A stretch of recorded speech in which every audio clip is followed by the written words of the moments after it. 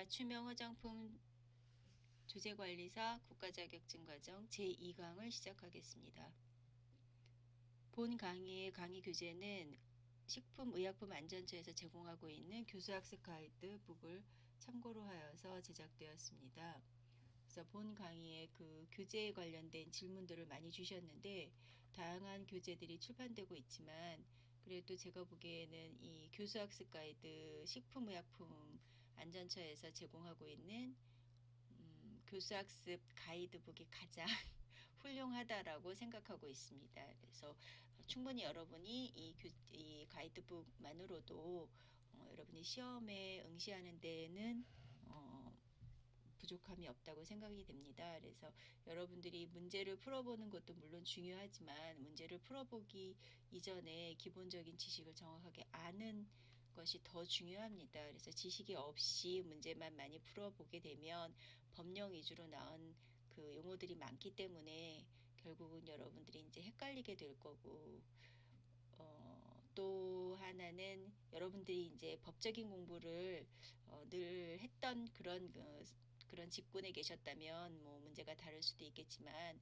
우리가 일반적으로 이 맞춤형 화장품 조제관리사는 경력 단절 뭐 그 직군이거나 또는 취업 재창업자들 뭐 이런 사람들을 대상으로 만들었기 때문에 여러분들이 아무래도 이제 생소한 용어들도 많고 그래서 강의도 좀 처음에는 잘 이해 못하는 부분도 많을 거고요.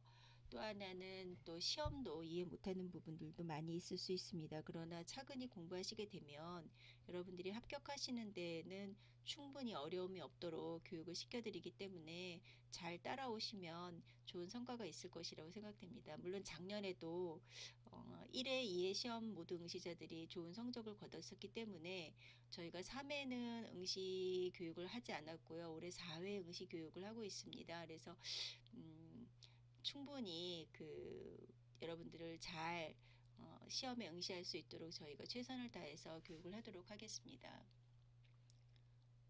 주최기관은 과학기술정보통신부, 한국과학창의재단, 창원과학재원관, 그리고 교육기관은 주식회사 K67바이오, 강사 고은미입니다.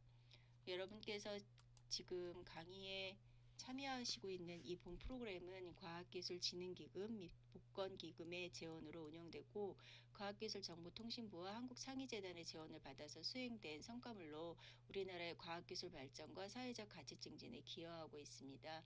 그래서 여러분께서 맞춤형 화장품 조제관리사가 이런 기관에서도 관심을 갖고 우리를 후원해주고 있구나 이렇게 생각하시고 자부심을 갖고 수강하시면 될 것 같습니다. 여러분들께서 좋은 성적을 만드시고 또 맞춤형 화장품 조제관리사로 활동하시게 되면 과학기술에 이바지한다고 생각됩니다. 강의를 시작하겠습니다. 화장품법의 이해 고객관리 프로그램 운영, 고객관리 프로그램을 어떻게 운영해야 되느냐에 대한 중요한 부분을 숙지하고 계셔야 하기 때문에 이 부분에 대해서는 제가 동그라미로 표시를 해놨습니다. 그래서 이제 제가 뒤에 가면서 보게 되면 색깔들이 좀 많이 다른데 또 다르게 한 데에는 이유가 사실 있습니다. 그래서 여러분들이 이 과정 같은 경우에 맞춤형 화장품법의 이해 같은 경우에는 사실 문항이 10문항이 출제되는 문항수인데 실제로 10문항을 위해서 보통 앞에서만 공부를 하시게 되면 중요한 뒷부분들도 사실은 많은 시간들을 필요로 하기 때문에 제가 보기에는 여러분께서 핵심만 보실 수 있도록 제가 이제 동그라미로 표시를 했고요. 또 하나는 이 시험을 응시하는 응시자들이 실제로는 기존에 공방이나 뭐 이런 화장품 관련된 직종에 계셨던 분들 소상공인으로 활동하셨던 분들 이런 분들도 굉장히 필요한 자격증이고 필수 자격증이기 때문에 수강을 하고 계신다고 생각이 됩니다. 그리고 앞으로도 반드시 그런 분들이 많이 수강을 하시게 될 것이라고 생각이 됩니다. 그래서 여러분들께서는 좀 쉽게 공부하고 그 다음에 법을 쉽게 이해할 수 있는 그런 방법으로 공부를 하셔야지만이 이 시험이 지루하지 않고 공부를 앞으로도 3개월 정도는 충분히 하셔야 되는데 그렇게 하실 수 있다고 생각이 됩니다. 그래서 여러분들은 이 동그라미에 표시된 부분들을 잘 기억해 주시면 좋을 것 같고, 제가 이제 조금 설명을 하면서도 계속 왜 이렇게 동그라미를 표시해 주는지를 설명을 드리도록 하겠습니다. 이렇게 국어적 어순을 잘 이해하게 되면 사실은 그렇게 어렵지 않습니다. 그리고 특별히 일부러 외우지 않아도 되는 부분이기 때문에 제가 이렇게 표시를 해놨습니다. 개인정보의 정의. 그래서 우리가 모든 시험에서 보면 뭐 정의, 목적, 뭐 개념 이런 것들은 다 문항에 한 개씩은 다 나오는 부분입니다. 그래서 정의가 뭔지를 알아야 되는데, 그래서 그 시험 공부하실 때 반드시 정의라는 단어가 나오거나 뭐 목적이라는 단어가 나오거나 뭐 개념이란 단어가 나오거나 이랬을 때는 유심히 그 부분에 대해서 이해를 해주시면 되겠습니다. 그래서 이해를 하시게 되면 외우지 않으셔도 됩니다. 그래서 제가 설명을 한번 드려보겠습니다. 1번 개인정보란, 이 개인정보란과 개인정보 주체자, 또 뭐 개인정보 수집자, 뭐 이런 단어들이 계속 나오는데 그 단어들을 좀 잘 기억하시면 됩니다. 그래서 개인정보란 또는 개인정보 주체자 또는 뭐 개인정보 수집자, 네, 그 부분에 대해서 이제 동그라미를 쳐놨기 때문에 한번 잘 보시기 바랍니다. 개인정보란 살아있는 개인, 그래서 이 살아있는 개인을 이해하시면 되겠습니다. 사망한 사람의 어떤 정보를 습득하는 데는 특별한 경우에만 하게 돼 있기 때문에 그 부분은 여러분들하고는 사실 업무상 관련되어 있지 않습니다. 그래서 살아있는 개인에 관한 정보로 다음 중 어느 하나에 해당해야 된다고 하고 있습니다. 그래서 이제 그 어느 하나가 뭐냐. 그래서 성명, 주민등록번호, 영상 등을 통해서 개인을 알아볼 수 있다. 그래서 이 영상은 그럼 뭐지? 라고 생각할 수 있는데, 이 영상이 예를 들어서 뭐 CCTV에 촬영이 돼 있는 거, 뭐 CCTV에 촬영하는 거는 주로 어디에서 하죠? 예를 들어서 뭐 상점에 그 보안을 목적으로 CCTV 촬영하는 거, 그랬을 경우에 상점 문을 열고 들어가려고 하면 뭐 우리는 CCTV를 돌리고 있다라는 것들을 그 공지하게 돼 있습니다. 그게 의무사항이기 때문이거든요. 그래서 CCTV를 운영하고 있다라는 것이 이제 문 앞에 붙어 있죠. 또 하나는 우리가 그 자동차 운전하고 다닐 때 보면 도로에 CCTV들 있죠. 그것도 법적으로 공익을 위해서 운영하는 CCTV이기 때문에 그거는 우리가 원하든 원하지 않든 국가가 운영하는 거기 때문에 그런 그 영상물들 이런 것들은 다 개인정보에 들어갑니다. 그래서 이 개인정보란 성명, 주민등록번호, 영상, 그 다음에 우리가 SNS들을 하고 계신데 SNS에 이렇게 뭐 영상물들을 올리기도 하고 또는 사진을 올리기도 하고 이런 것도 개인정보라고 하겠습니다. 예를 들어서 우리가 친구들하고 사진을 찍은 것을 뭐 올린다든지 아니면 뭐 가족하고 사진 찍은 걸 올린다든지 또는 뭐 특별한 어떤 영상물들을 내가 아닌 다른 사람이 포함되어 있는 사진이나 영상물들을 개인적으로 올릴 때에는 반드시 그 영상물 안에 포함되어 있는 사람들한테 동의를 받고 올려야 되는데, 그렇지 않고 만약에 올렸을 경우에는 그 대상자들이 뭐 예를 들어서 문제 제기를 할 수가 있죠.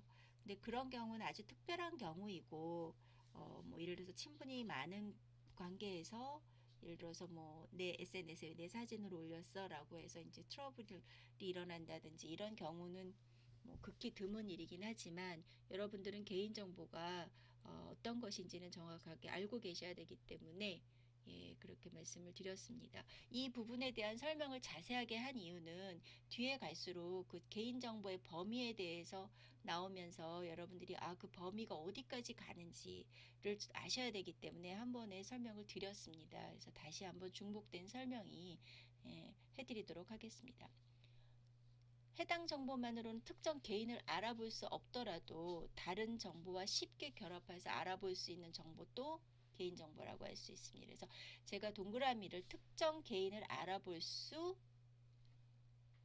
그리고 또 결합하여 알아볼 수도 있다. 이렇게 덩어리로 암기를 하시도록 동그라미를 해놨습니다. 그래서 우리가 공부하실 때에 이렇게 문장 하나하나를 텍스트로 암기를 하시면 오래 가지 않습니다. 그래서 이미지로 암기를 하시는 게 중요하고, 그 이미지로 암기하시는 과정 안에서 국어적 표현, 국어적 표현에 뭐 예를 들어서 은는 이가가 있으면 그 주체의 그 조사들이 어디에 있는지, 어디에 붙어 있는지를 자연스럽게 덩어리로 외우셔야, 그래야 이제 헷갈리지 않고, 그 다음에 시험에 나왔을 때에 당황하지 않고 문제를 풀 수가 있습니다. 시험이라는 게 원래 그렇지 않습니까? 그 틀리게 하기 위해서 문제를 만듭니다. 잘 맞히게 하기 위해서 만드는 게 아니고. 예, 그래서 틀리지 않도록, 예, 잘 맞추시려면 정확한 이렇게 어순의 그 문장적 뜻을 잘 이해하시면 좋겠습니다. 그래서 여러분이 이해만 하시면 이걸 굳이 줄거어서 외우실 필요가 없습니다. 네. 이 경우 쉽게 결합할 수 있는 여부는 다른 정보의 입수 가능성, 그러니까 다른 방법으로 그 정보를 얻을 수가 있는지에 대한 얘기죠. 개인을 알아보는데 소요되는 시간, 비용, 기술, 그거를 이제 합리적으로 고려해야 된다는 겁니다. 그래서 예를 들어서 시간이 너무 많이 들거나, 뭐 비용이 너무 많이 들거나, 알아보는데 기술이 너무 많이 들거나, 이랬을 경우에는 뭐 예를 들어서 뭐 부모님한테 뭐 이 사람과 연락하고 하는데 너무 오래 걸리니까 뭐 부모님한테 대신 정보를 얻는 이런 경우도 간혹 있습니다. 그런 경우에 대해서도 뒤에 이제 이어서 개인정보 수집에 대한 부분에서 이제 나오게 돼 있습니다. 가항 또는 나항을 가명 처리함으로써 원래의 상태로 복원하기 위한 추가 정보의 사용 결합이 없이는 특정 개인을 알아볼 수 없는 정보. 그래서 이런 건 가명 정보라고 합니다. 그래서 가명 처리함으로써, 그러니까 자기 본명을 처리하지 않고 가명으로 처리를 함으로써 원래의 상태를 복원하기 위한 추가 정보의 사용 결합이 없이는 특정 개인을 알아볼 수가 없는 정보. 그런 경우에 이제 가명 정보라고 합니다.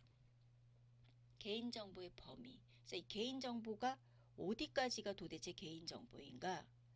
그걸 범위라고 하죠. 그래서 개인정보에 해당하지 않은 정보를 이해해야 되는데, 그러면 개인정보에 해당하지 않은 정보를 이해하게 되면 나머지는 이제 개인정보의 범위가 어디까지인지 알 수 있겠죠. 처리 개념.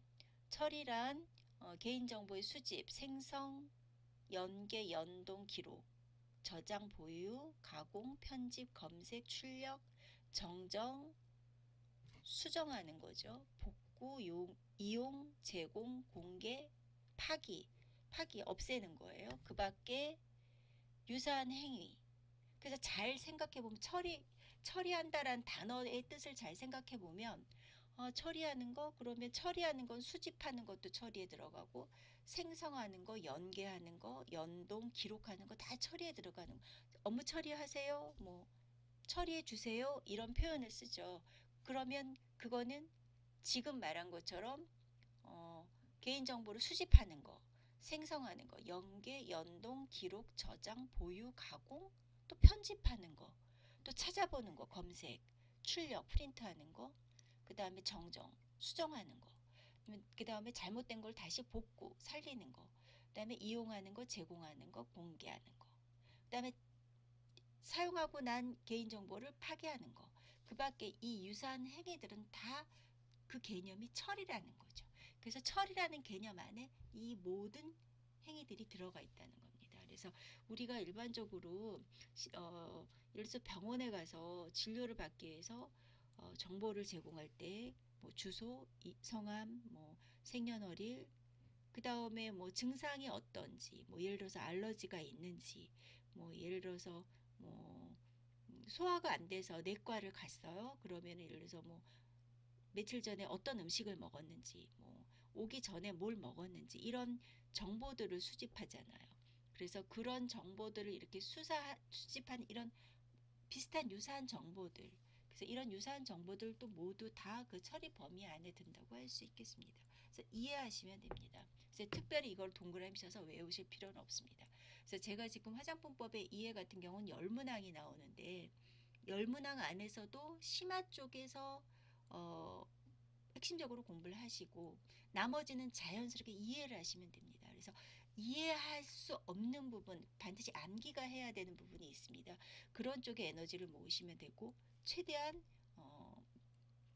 글로써 이해할 수 있는 부분들은 시간을 아껴서 충분히 이해만 하시면 됩니다.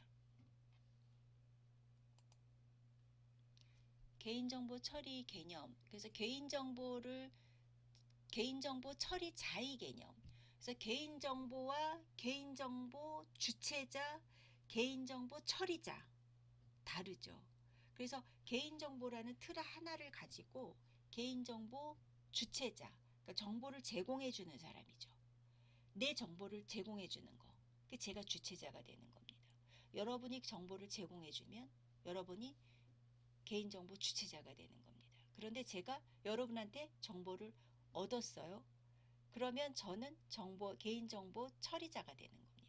그럼 이런 유사한 사례 직종은 어떤 거죠? 휴대폰 가게, 뭐 예를 들어서 병원에 가서 진료하려고 했을 때 그 안내 데스크에서 진료에 대한 어떤 정보를 제공하는 거, 뭐 기타 등등 이렇게 정보를 우리가 제공하는 입장에 있는 우리는 개인정보 주체자가 되고, 그다음에 정보를 받아서 그 업무를 처리하는 사람은 개인정보 처리자라고 할 수 있겠습니다. 그럼 그 개념이 바로 개인정보 처리자란 업무를 목적으로 개인정보 파일을 운영하기 위해서 스스로 또는 다른 사람을 통해서 개인정보를 처리하는 공공기관, 법인, 단체, 개인 등을 말한다 라고 했습니다. 그래서 제가 이제 그 개인정보 처리자란에서 자자에다 동그라미를 해놨는데 항상 우리가 정확하게 국어를 기억해야 됩니다. 그리고 국어를 똑바로 바라봐야 돼요. 그래야지만이 틀리지 않습니다. 제일 중요한 건 오답에 속지 않는 겁니다. 그래서 개인정보자란 업무를 목적으로 개인정보 파일을 운영하기 위해서 스스로 또는 다른 사람을 통하여 개인정보를 처리하는 공공기관. 이러면 틀리죠. 개인정보 처리자란이라고 해야 되는데. 그래서 그렇게 외워주셔야 되고요. 예를 들어서 개인정보 주체자란 이렇게 놓고 이렇게 또 업무를 목적으로 개인정보 파일을 운영하기 위해서 스스로 또는 다른 사람을 통해서 개인정보를 처리하는 공공기관. 이러면 그게 오답이 되는 겁니다. 그래서 개인정보 처리자란, 개인정보란, 개인정보 주체자란 이런 걸 정확하게 한글을 정확하게 보고 기억하시면 됩니다. 이해하시면 됩니다. 개인정보 보호의 원칙, 개인정보보호법에서 정하는 개인정보 보호 원칙을 이해한다. 개인정보 주체의 권리, 개인정보보호법에서 정하는 정보 주체의 권리를 이해한다. 이것도 생각해보면 별로 어렵지 않습니다. 개인정보에 대해서 다루니까 결국은 그 법령은 개인정보보호법에서 나왔겠죠. 그러니까 굳이 뭐 개인정보보호법 하면서 줄거가면서 외울 필요 없습니다. 그 다음에 개인정보의 가장 핵심은 정보 주체의 권리, 그러니까 정보 주체자, 정보를 주는 사람의 권리. 그게 중요한 거죠. 주는 사람의 권리를 무시하고 의무만 있는 게 아니기 때문이죠. 그래서 정보통신 서비스 제공자란 정보통신 사업법, 그러니까 정보통신과 관련이 돼 있으니까 결국 전기통신 사업법에 그러면 이게 그 정보통신 서비스는 전기통신사업법에서 운영이 되는 거구나 라고 이해하시면 되겠습니다. 제2조 제8호에 따른 제2조 제8호 뭐 몇 조 몇 항 굳이 이거는 여러분이 이걸 가지고 뭐 틀리게 하기 위해서 문제를 내지는 않습니다. 그러나 이런 법조항은 지문 안에 따라다니기 때문에 여러분들이 이렇게 우리가 공부할 때 끊어 읽기 하잖아요. 영어 공부할 때도 뭐 이렇게 그 문장의 한 덩어리로 이렇게 끊어 읽듯이 국어도 이렇게 끊어서 읽으시면, 법령도 끊어서 읽으시면 잘 이해를 할 수 있습니다.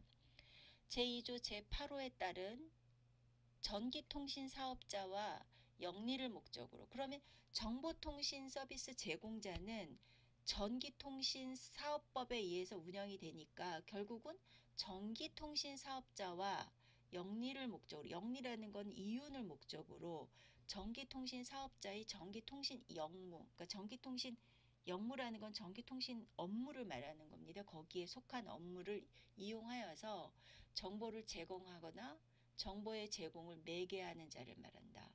그래서 영리를 목적으로 홈페이지를 운영한다든지 뭐 온라인 서비스를 제공한다든지 정보통신 서비스 제공자에 대한 그 규정이 제공이 된다라는 겁니다. 그래서 보시면 무슨 통신법에 의해서 이렇게 우리는 이런 내용을 공지합니다라고 이렇게 인터넷 같은데 올라가 보면 나와 있잖아요. 그 부분들은 다 정보통신 서비스 제공자의 그 영리를 목적으로 하는 그런 운영에 있어서 그 정보를 제공해야 되는 그런 규정에 맞춰서 그렇게 올려놓은 거라고 볼 수 있겠습니다. 그래서 우리가 일반적으로 그 생활에 이용하고 있는 그런 사례들을 생각하면서 같이 적용해서 이해를 하시면 되겠습니다.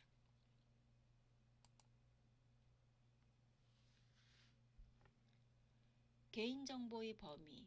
개인정보의 범위는 아까 말씀드렸듯이 주민등록번호, 뭐 성명, 뭐 주소, 뭐 예를 들어서 우리가 여권을 갖고 있으면 뭐 여권, 주민등록증, 여권, 그 다음에 뭐 외국인 등록증 이런 거 다 개인정보라고 할 수 있겠습니다. 그래서 개인정보가 아닌 거, 그래서 개인정보, 야, 이거는 개인정보가 아니야 라고 우리가 기억해야 되는 거. 첫 번째, 사망한 자의 정보. 그 다음에 법인 단체에 관한 정보. 그러면 예를 들어서 법인에 있는 직원이 와서 법인과 관련된 업무를 처리하면서 자신의 그 처리자에 대한 정보를 제공합니다. 그래서 예를 들어서 뭐 성명, 뭐 직책은 뭐 대리면 대리, 뭐 과장이면 과장, 뭐 대표면 대표, 그 다음에 그 사람에 대한 연락처. 이건 개인정보입니다. 그래서 법인 단체에 관한 정보. 이거 오로지 법인의 정보, 단체에 관한 정보는 개인정보가 아닙니다. 기억을 잘 하시면 되겠습니다. 개인사업자의 상호명. 예를 들어서 개인사업자 뭐 오뚜기. 개인사업자 상호명이 오뚜기다. 그럼 그 오뚜기는 개인정보가 아닙니다. 사업장 주소. 개인정보가 아닙니다. 그래서 사업자 등록번호. 이건 개인정보라고 할 수 없습니다. 그래서 이거는 법인의 정보, 개인 사업체의 정보 이렇게 표현할 수 있겠습니다. 그래서 납세액, 얼마 세금을 냈는지, 사업체 운영과 관련한 정보, 또 사물에 관한 정보 이런 것들은 개인정보라고 하지 않습니다. 그래서 시험에 이거는 나올 수 있는 부분이기 때문에 제가 동그라미를 쳐놨습니다. 그래서 제가 동그라미 쳐놓은 부분들은 여러분들 이거는 꼭 알고 가시면 돼요. 그리고 또 하나는 우리가 이제 급하잖아요. 시험을 볼 때쯤 시점이 되면 그때는 이제 공부하기가 어렵습니다. 그래서 이렇게 그 동그라미 쳐놓은 것만 짧은 시간에 스피드 있게 보시고 시험에 응하시라고 제가 표시를 이렇게 해놨습니다. 그래서 지금 화장품법의 이해는 이 이론에 대한 부분은 오늘 강의가 되고 나면 시험 볼 때까지 강의 한 번도 제 강의 안 합니다. 그래서 시험 보시기 전날 한 번 더 핵심 동그라미만 보시면 좋을 것 같습니다. 다음 정보는 개인정보에 해당된다. 그래서 어떤 건 개인정보에 해당되느냐. 아까 제가 말씀드렸듯이 법인 단체의 대표자 임원진, 그래서 법인의 대표자, 법인의 임원진, 법인의 업무 담당자 개인에 대한 정보. 이건 개인정보에 해당이 됩니다. 그러니까 회사 업무를 처리하기 위해서 서류를 가지고 업무 담당자가 온 거죠. 그래서 업무 처리를 합니다. 그러면 그 업무 처리를 한 사람의 정보를 습득하는 거. 그건 개인정보에 해당된다고 할 수 있겠습니다. 단체의 대표자, 단체의 임원진, 단체의 업무 담당자. 이건 개인정보라고 할 수 있겠습니다. 사물의 제조자 또는 소유자, 개인에 대한 정보.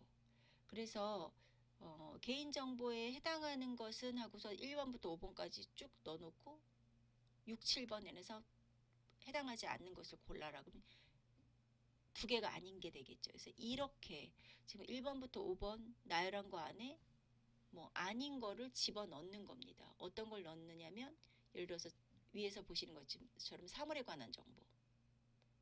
개인정보가 아니잖아요. 그래서 이게 이제 오답이 되는 거죠. 또는 뭐 예를 들어서 개인 사업자의 상호명, 뭐 사업장 주소, 사업자 등록번호. 나는 개인 사업자니까 그러면 나는 개인 정보에 해당이 되는구나. 개인 사업자니까 아닙니다. 개인 사업자도 개인 정보가 아닙니다. 개인 사업자의 대표자가 또는 개인 사업자의 근로자가 근로자의 정보를 제공했을 경우에 그게 개인 정보입니다. 정보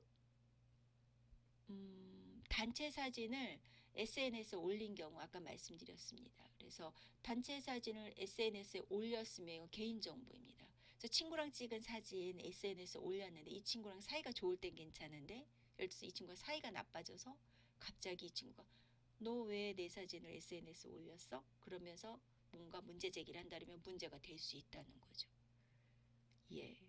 그래서 우리가 그 사진을 뭐 연인 사이에서도 뭐 사진을 올리기도 하죠. 그러면 뭐 헤어지고 나면 뭐 사진을 내려달라고 요청을 한다든지 뭐 이런 것들은 충분히 일어나는 일들입니다. 그래서 여러분들이 반드시 단체 사진을 SNS에 올릴 경우에는 그 사진에 등장하는 인물 모두의 개인정보에 해당하기 때문에 이 사진 SNS에 올려도 돼요 라고 먼저 동의를 얻고 올리시는 게 좋겠습니다. 정보의 내용, 형태 등에는 제한이 없다. 그래서 제한이 없다. 이거를 꼭 기억하셔야 됩니다. 이런 게 시험에 나오겠죠. 예를 들어서 개인정보에 해당하는 것은 그러면서 정보의 내용, 형태 등에는 제한이 있다. 이럴 수 있죠. 근데 제한이 없습니다. 개인정보에 해당하는 것은. 그래서 정보의 내용은 예를 들어서 뭐 다양한 그런 어떤 그 정보를 필요로 하는 형태가 맞는 곳에서 정보를 습득하기 때문에 그래서 병원에서 내과에서 습득하는 정보와 뭐 피부과에서 습득하는 정보가 서로 다르지 않습니까? 내과에서는 주로 이제 그 내과적인 정보를 습득할 거고 피부과에서는 예를 들어서 뭐 피부 질환에 관련된 정보들을 습득하겠죠. 예를 들어서 뭐 피부과에서 뭐 소화가 안 되세요. 또는 뭐 예를 들어서 뭐 무슨 당뇨병 같은 게 있으세요. 이런 질문을 하지 않지 않습니까? 그래서 정보의 내용, 형태 등에는 제한이 없습니다. 그래서 개인 정보에 해당이 됩니다. 개인을 알아볼 수 있는 정보여야 합니다. 그래서 개인을 알아볼 수 있어야 된다. 그래야 개인정보라고 할 수 있겠죠. 알아볼 수가 없는 정보를 개인정보라고 할 수가 없겠죠. 개인정보 처리, 이와 유사한 행위, 개인정보 처리라고 하는데 이건 이제 유사한 행위라고 합니다. 그래서 전송하는 거, 전달, 이전, 열람, 조회, 수정, 보안, 삭제, 공유, 보존, 파쇄 이것도 유사한 행위. 그래서 개인정보 처리라고 합니다. 그래서 처리가 아닌 경우가 있습니다. 그래서 처리가 아닌 건 제가 세모표를 해놨는데 반드시 나중에 시험에 나올 수 있으니까 알고 가시기 바랍니다. 예를 들어서 우체부 아저씨께서 개인정보가 기록된 우편물을 전달하는 경우 개인정보 처리가 아닙니다. 그래서 다른 사람이 처리하고 있는 개인정보를 단순히 이렇게 전달했어요. 또 단순히 전송, 뭐 통과만 시켜주는 행위 이런 경우는 개인정보 처리라고 하지 않습니다. 예를 들어서 우리가 휴대폰 만들기 위해서 세세하게 어떤 업무를 보는 것은 개인정보 처리라고 합니다. 그래서 그러나 이제 예를 들어서 지금 우리가 늘 오시는 우편 우체국에서 오시는 그 우편 배달 그 선생님이 만약에 저희한테 우편물을 전달했다. 그런 경우에는 개인정보 처리라고 하지 않습니다. 이런 문제는 시험에 나올 수 있으니까 그냥 이번에 완전히 외우시면 됩니다. 나중에 모아서 외우려고 하지 마세요. 그냥 외우세요.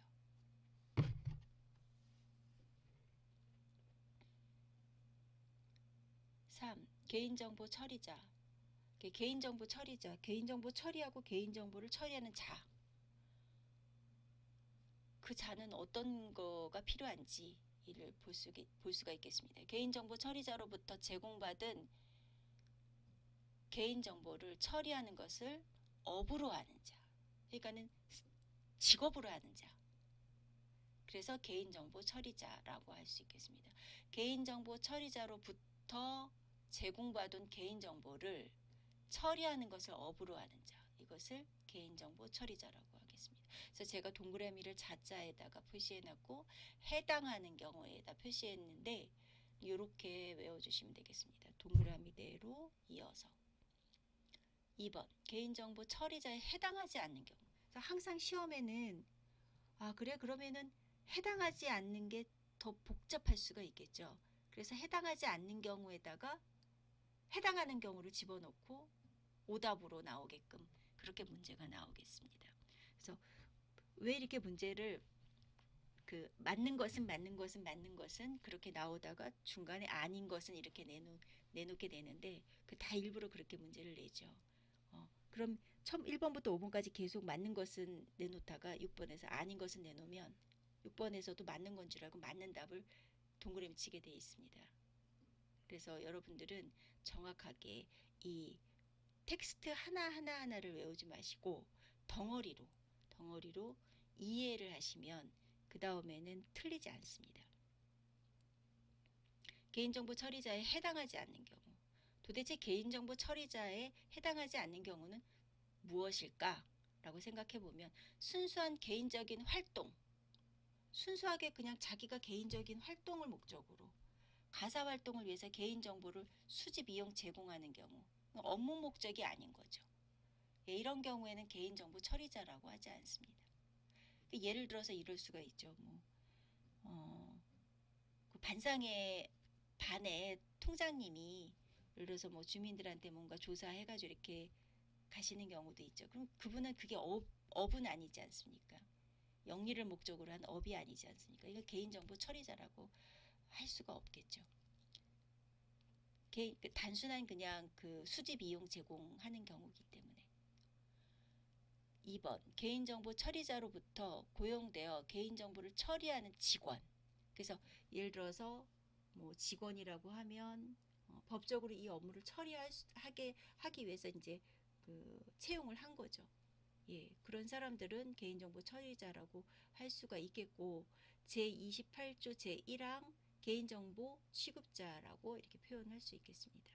지인들에게 청첩장을 발송하기 위해서 전화번호 주세요, 이메일 주소 주세요 이렇게 수집했습니다. 이건 업무 목적이 아니지 않습니까? 그래서 이거는 개인정보 처리자라고 하지 않습니다.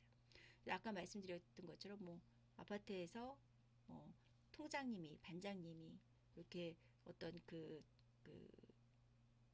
같은 주민들의 어떤 정보들을 수집했을 때 필요에 의해서 수집했을 때 이건 이제 개인적으로 쓰는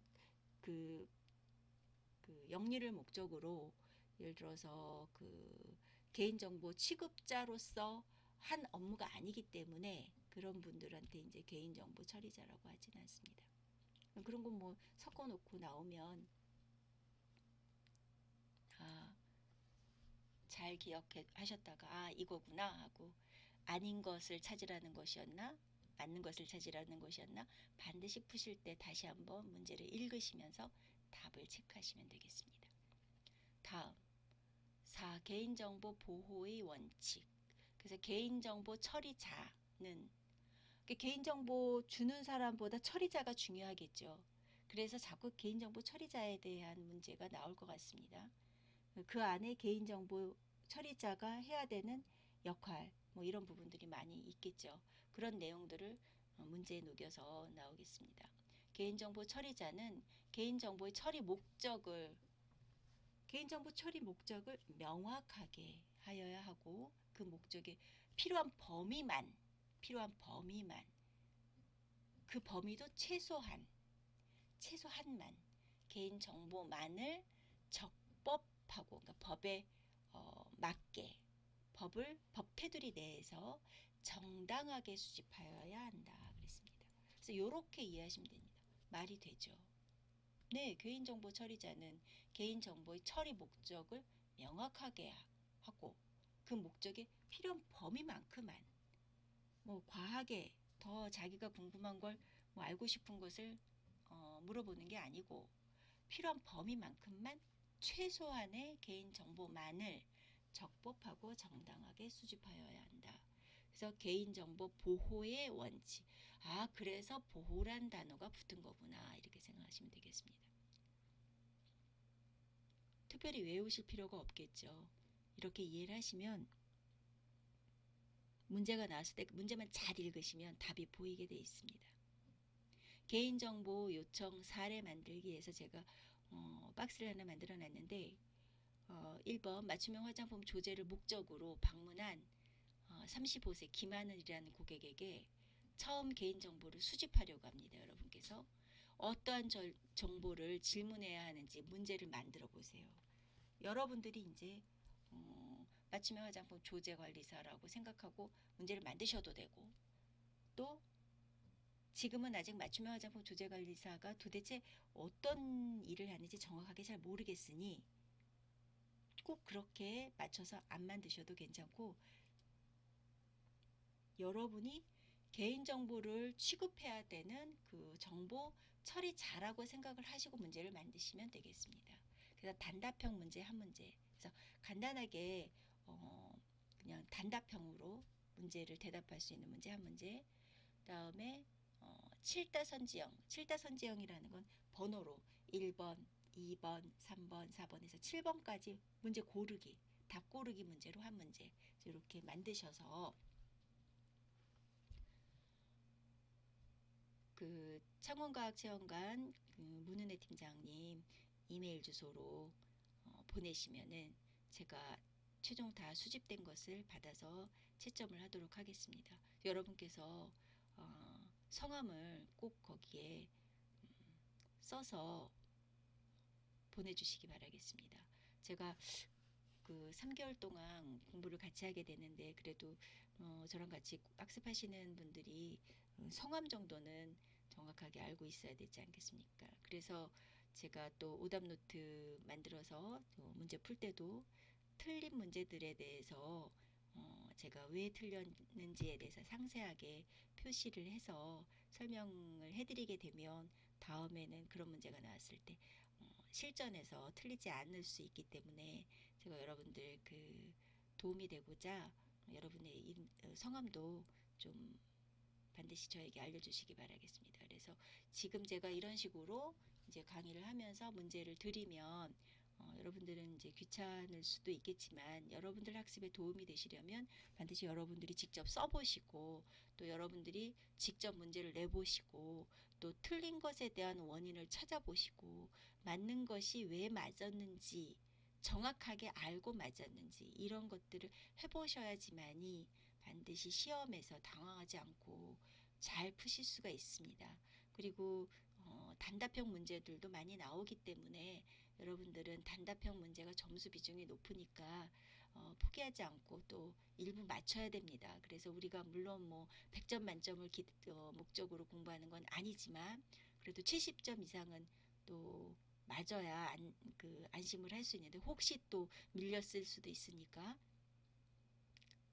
합격을 하시려면 안전선에서 우리가 70점 이상은 맞아야 되니까 여러분들 꼭 반드시 이렇게 오답 노트나 또는 제가 이렇게 과제로 드리는 부분들은 하셔서 보내주시기 바라겠습니다.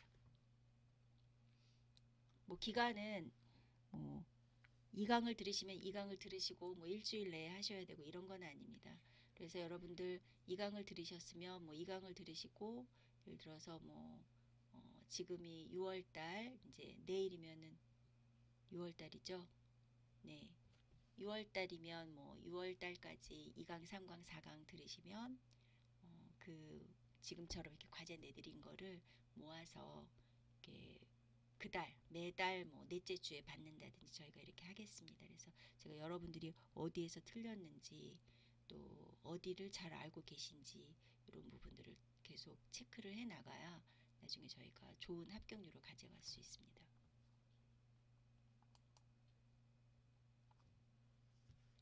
개인정보의 처리 목적에 필요한 범위, 개인정보의 처리 목적에 필요한 범위에서 적합하게 개인정보를 처리하여야 하며 그 목적 외의 용도로 활용하여서는 안 돼. 제가 그 색을 뭐 하나만 쳐놓지 않고 2개 쳐놓은 거, 어떤 건 뭐 3개 쳐놓은 거, 이런 거는 이제 나중에 막판에 시험장에 가실 때에 급하니까, 우리가 또 급할수록 집중력이 생기지 않습니까? 그래서 급할 때 반드시 보시라고 해놓은 거니까, 여러분들은 나중에 이제 프린아웃을 해서 그 청운과학체험관의 사이트에 저희가 이제 이 원고를 제가 그 보내드리면, 여러분들은 이제 프린아웃 하셔서 다운로드 받아서 프린아웃 하셔서 요것만 잘 모아두고 가지고 계시다가, 이거를 뭐 2달 동안 3달 동안 공부하실 필요 없습니다. 지금 이해 잘 하시고 가셔서 이제 시험 때 한번 짬짬 시간에 보시면, 여러분들 그 화장품법의 이해 10문항 중에 7문항 맞으실 수 있습니다. 그러면은 통과하는 데는 문제 없습니다. 개인정보의 처리 목적에 필요한 범위에서 적합하게 개인정보를 처리해야 하고, 당연히 적합하게 개인정보를 처리해야 되겠죠. 그 목적 외의 용도로 활용하면 안 되겠죠. 상식선에서 맞죠. 그래서 그렇게 써놓은 겁니다. 개인정보의 정확해야겠죠. 그 다음에 완전성, 그 다음에 최신성. 그래서 정확하게 필요한 정보들이 있어야 되고, 그 정보가 완전해야 되고, 그 다음에 그 정보가 옛날 정보, 예를 들어서 옛날 주소, 지금은 뭐 예를 들어서 다른 동네에 살고 뭐 다른 아파트 호수에 사는데 옛날 주소를 써서 준다든지, 뭐 이런 거는 정보의 최신성이라고 할 수가 없겠죠. 그래서 이런 게 안 되고, 개인정보는 이게 최신성, 정확성, 완전성, 완전해야 된다. 그 3가지를 기억하시면 되겠습니다. 그래서 개인정보의 그 처리 목적에 필요한 범위에 해당하지 않는 것은 해놓고, 뭐 정확성, 완전성, 최신성 하고 다른 거 뭐 쭉 넣어놓으면 그거 고르면 되겠죠. 그래서 기억하시면 되겠습니다. 2번, 개인정보의 처리 방법 및 종류에 따라서 정보 주체의 권리 중요하죠. 정보 주체는 이래서 정보를 제공하는 사람이잖아요. 그래서 정보 주체의 그 권리가 침해받을 가능성, 침해받을 것 같다. 그 다음에 그 침해받는 게 좀 위험 정도가 있는지, 이런 것들을 고려해서 개인정보를 안전하게 관리해야 된다. 3번, 개인정보 처리 방침. 개인정보를 처리하는데 어떻게 처리해라라는 어떤 그 규칙 같은 게, 지침 같은 게 있지 않습니까? 그래서 그 처리 방침 등 개인정보의 처리에 관한 사항을 공개하여야 하며, 열람 청구권 등 정보 주체의 권리를 보장해야 된다라고 했습니다. 그래서 내가 개인정보를 제공했는데 그 정보가 어떻게 사용되는지에 대해서 내가 뭐 열람을 해보겠다, 또는 뭐 어떻게 처리되는지 알고 싶다라고 했을 때 우리는 그걸 알려줄 수 없습니다. 이렇게 할 수 없다는 거죠. 그래서 정보 주체의 권리를 보장해야 된다라는 겁니다.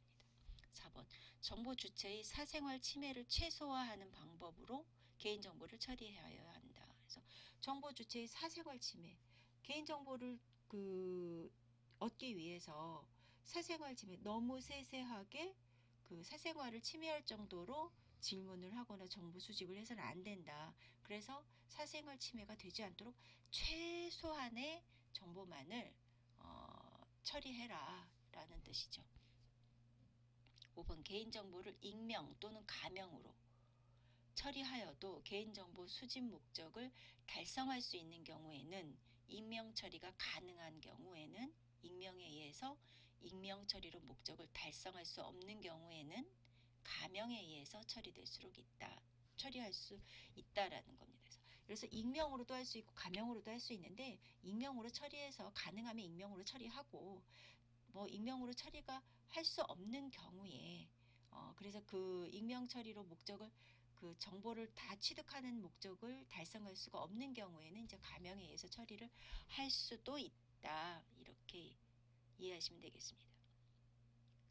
6번. 이 법 및 관련 법령에 규정하고 있는 책임과 의무를 준수하고 이것도 항상 따라다니는 같이 친구처럼 따라다니는 단어입니다. 책임과 의무를 준수하고 실천함으로써 정보 주체의 신뢰를 얻기 위하여 노력하여야 한다라고 했습니다. 그래서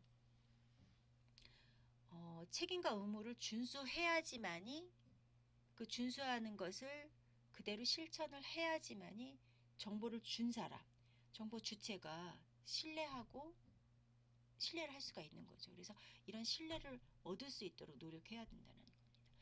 특별히 외우실 필요는 없고 나중에 잘 이해하셨다가 시험 막판에 보시면 되겠습니다. 개인정보 주체의 권리. 개인정보 주체라 아까 말씀드렸듯이 개인정보 처리자, 개인정보 주체, 개인정보 이렇게 세 가지 계속 말씀드렸습니다. 개인정보 주체의 권리, 개인정보의 처리에 관한 정보를 제공받을 권리. 내 정보가 어떻게 쓰였는지 알려주세요. 제공받을 권리. 개인정보의 처리에 관한 동의 여부. 내가 동의를 해야 되고 또 동의하는 그 범위가 어디까지인지 그걸 선택할 수 있는 결정할 수 있는 권리가 있다라고 할 수 있겠습니다. 그래서 동의 여부도 동의할 수도 있고 동의할 수 없다.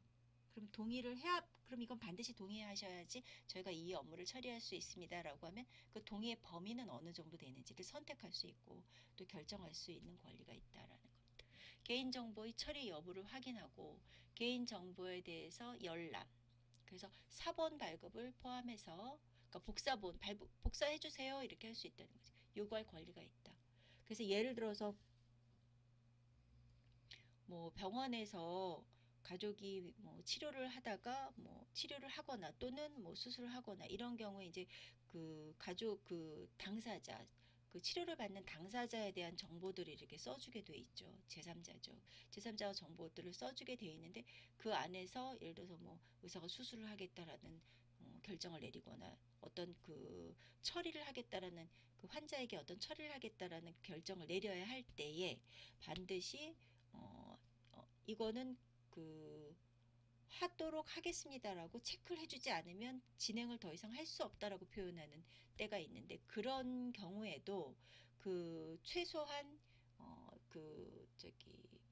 권리 그 결정할 권리들을 세세하게 그 항목으로 요구할 수가 있고 또 하나는 뭐 복사를 해서 그걸 받아가지고 가지고 있을 수도 있고 그래서 이렇게 개인정보 주체의 권리가 갖고 있는 그 부분들을 잘 챙기셔서 가지고 계셔야 나중에 문제가 생겼을 때에 여러분들이 권리 주장도 할 수 있고 법적 대응도 할 수가 있습니다. 그래서 그런 부분들은 참고로 기억하시기 바라겠습니다.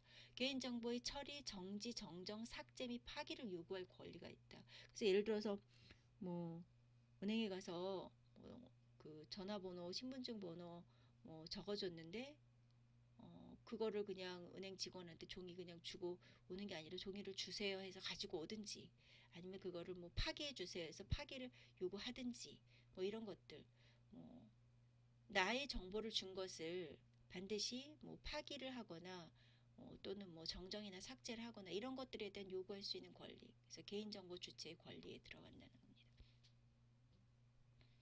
개인정보 처리로 인해서 발생한 피해를 신속하고 공정한 절차 구제받을 권리.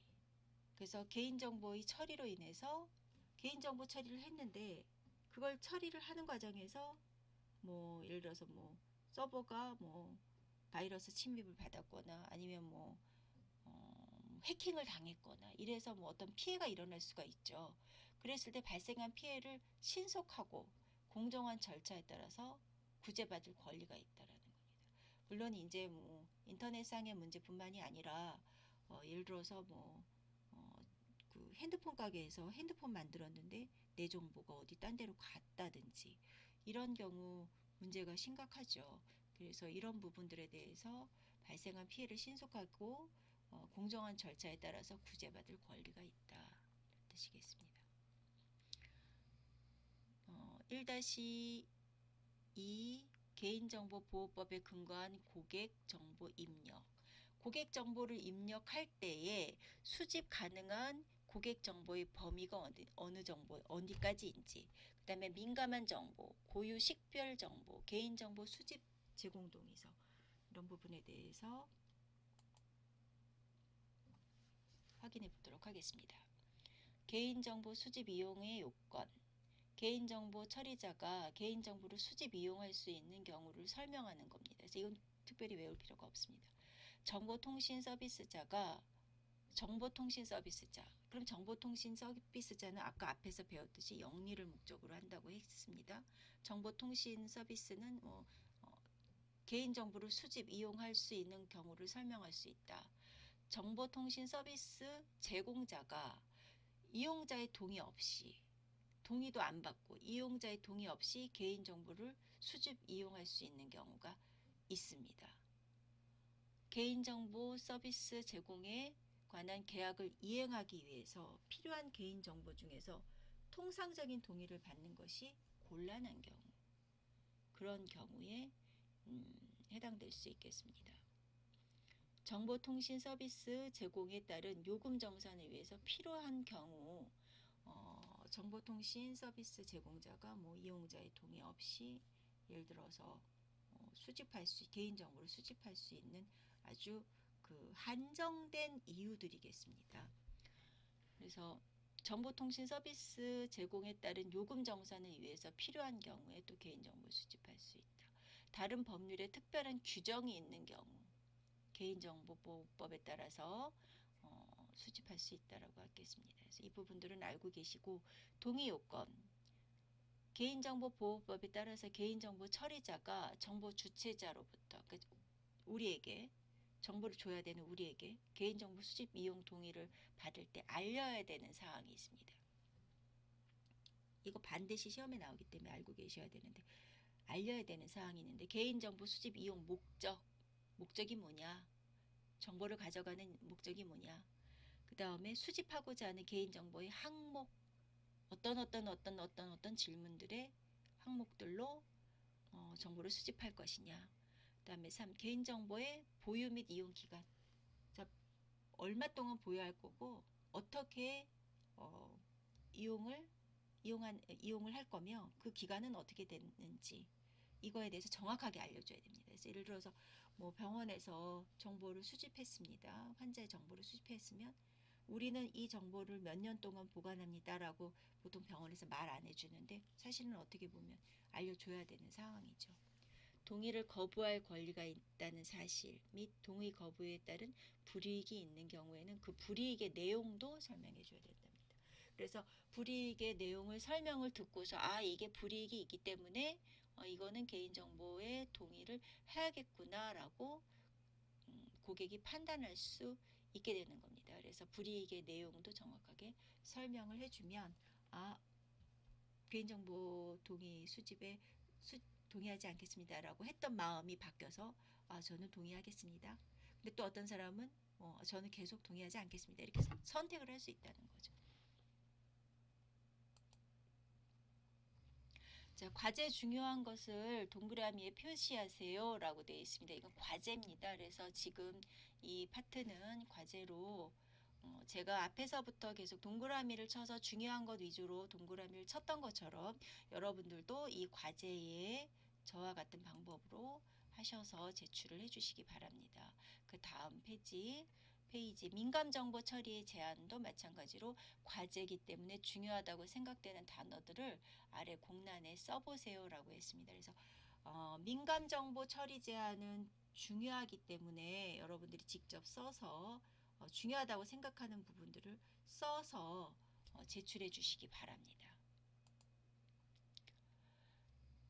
다음 단답형 시험 문제를 만들어 보세요. 그래서 고유 식별 정보 처리 제한, 이 부분은 단답형 문제로 만들어 주시기 바라겠습니다. 다음 4. 정보통신 서비스 제공자는 정보통신망에 따라서 본인 확인 기관으로 지정받은 경우 정보통신망법에 정하는 특별한 경우가 아닌 이상 이용자 주민등록번호 수집 이용할 수 없다라고 했습니다. 그래서 이 부분은 정확하게 알고 계셔야 되겠습니다. 저희가 1기, 2기 공부를 할 때에는 사실은 저희가 그 오프라인 공부를 했기 때문에 세세하게 공부를 같이 많이 할 수 있었고, 또 문제 오답 관련된 부분들도 훈련을 할 수 있었습니다. 그리고 또 문제를 매주 내오게 해서 그 문제에 내온 부분들에 대해서, 출제한 부분들에 대해서 저희가 이제 그 오답 부분들도 제가 다 확인을 할 수 있었는데, 지금은 오프라인 수업을 하지 못하고 온라인으로만 수업을 해야 되는 그 한계성이 있기 때문에, 여러분들께서는 제가 이렇게 과제로 드리면 그 과제를 틈틈이 하셔서 뭐 글씨를 예쁘게 쓰거나 뭐 잘 써야 되는 거는 아닙니다. 그래서 그냥 뭐 연필로 써도 되고, 뭐 볼펜으로 써도 되고, 뭐 붓글씨로 써도 됩니다. 그래서 여러분이 쓰시고 싶은 뭐 애들 색연필로 쓰셔도 되고 괜찮습니다. 단 이제 제가 원하는 건 여러분이 좀 하기 싫고 귀찮겠지만 그래야지만 여러분들 눈에 이 단어들이 익혀지기 때문에 반드시 그런 방법으로 학습을 좀 해주셨으면 좋겠습니다. 그래서 여러분들이 소리내서 읽어주는 것도 좋고, 또 여러분들이 지금 제가 이제 그 내드리는 과제 형태로 이렇게 하시다 보면 저희가 한 3개월 정도 이렇게 공부를 하시다 보면 충분히 여러분들한테 이제 숙지가 되어 가는 그 현실을 느끼시게 될 겁니다. 그래서 여러분들 나중에 모아놓고 공부하시려고 하면 힘들지 않습니까? 그래서 이렇게 과제 드릴 때 하시면 좋겠습니다. 지금 드린 과제는 제가 6월 20일까지 차원과학 지원관 그 문은혜 팀장님한테 수집이 완료됐는지 체크해서 받도록 하겠습니다. 저는 6월 20일이라고 말씀드렸으니까 여러분들께서는 한 20일 정도 시간이 있으시니까 반드시 해서 내주시기 바라겠습니다.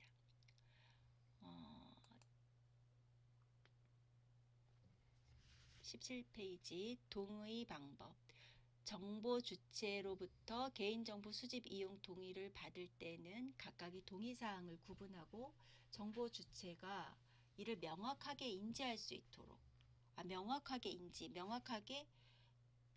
이해할 수 있도록 알리고 각각 동의를 받아야 됩니다. 그래서 각각 알리지 않고 받는 게 아니라 알리고 정보 주체로부터 개인정보 수집 이용 동의를 받을 때에는, 그러니까 예를 들어서 정보 주체가 저라고 가정하면 저에게 개인정보 수집 이용 동의를 받을 때에는 각각의 동의사항의 구분에 정보 주체가 이를 명확하게 인지할 수 있도록, 그러니까 제가 명확하게 인지할 수 있도록 저에게 알려주고 각각 저에게 동의를 받아야 된다는 그런 뜻입니다. 그래서 여러분들도 마찬가지로 여러분들이 정보 주체라면 이렇게 해야 된다는 뜻입니다.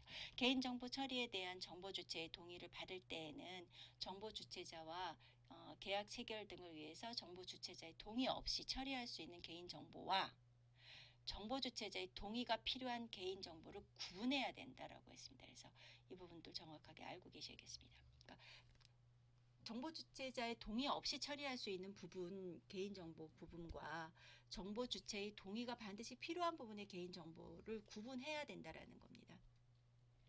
정보 주체에서 재화나 서비스를 홍보하거나 판매를 권유하기 위하여 개인정보 처리에 대한 동의를 받으려는 때에는 정보 주체가 이를 명확하게 인지할 수 있도록 알리고 동의를 받아야 된다. 그러니까 알려주고 동의를 받으라, 이런 뜻입니다. 위에서도 계속 반복되는 내용들입니다. 그래서 정보 주체가 제 사망에 따라서 선택적으로 동의할 수 있는 사항을 동의하지 아니하거나 마케팅 정보 제공 및 제3자 정보 제공에 대한 동의를 하지 아니한다는 이유로 정보 주체자에게 재화 또는 서비스 제공을 거부해서는 안 된다는 겁니다. 그래서 예를 들어서 뭐 우리가 어디 가서 서비스를 받았는데 그 회원가입을 해달라고 했습니다. 그래서 거기에 저희가 뭐 이름 쓰고 전화번호 쓰고 주소 쓰고 뭐 이래야 되는데 귀찮아가지고 또는 뭐 그런 게 싫어가지고 뭐 그냥 간단하게 뭐 하는 경우가 있지 않습니까? 그런 경우에 뭐 그걸 가지고 예를 들어서 뭐 그 내가 안 하고 싶은데 정보 주체자에게 재화 또는 서비스 제공을 거부하, 거부하여서는 안 된다라고 했는데 이 사람이 나에게 다 해주지 않았으니까 나는 서비스를 좀 줄여서 해줘야겠다 이렇게 할 수 없다는 거죠. 만 14세 미만 아동 이 부분 동그라미 동의 방법에서 만 14세 미만의 아동에 대한 개인정보 수집 이용 동의를 받을 때에는 그 법정 대리인이 동의를 받아야 됩니다. 그래서 만 14세 미만이라고 했는데 이걸 만 14세 이하 이렇게 기억하시면 안 되겠습니다. 만 14세 미만은 만 14세 미만은 14세가 들어가나요? 만 14세 미만은 14세가 안 들어가죠. 그래서 여러분들은 예를 들어서 뭐 15세 이하, 뭐 15세 이하 이런 단어 없습니다. 왜냐하면은 그 기준을 왜 뭐 3세, 5세, 만 14세 미만, 뭐 13세 이런 단어들은 어린이, 영유아 요런 애들을 대상으로 제품들에 그 적용되는 부분들이 있기 때문에 이런 단어들이 나옵니다.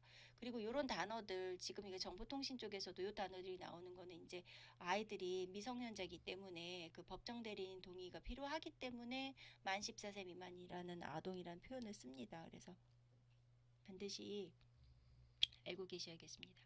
개인정보 수집 제공 동의서 작성, 개인정보 수집 제공 동의서를 작성해야 된다라고 할 수 있겠습니다.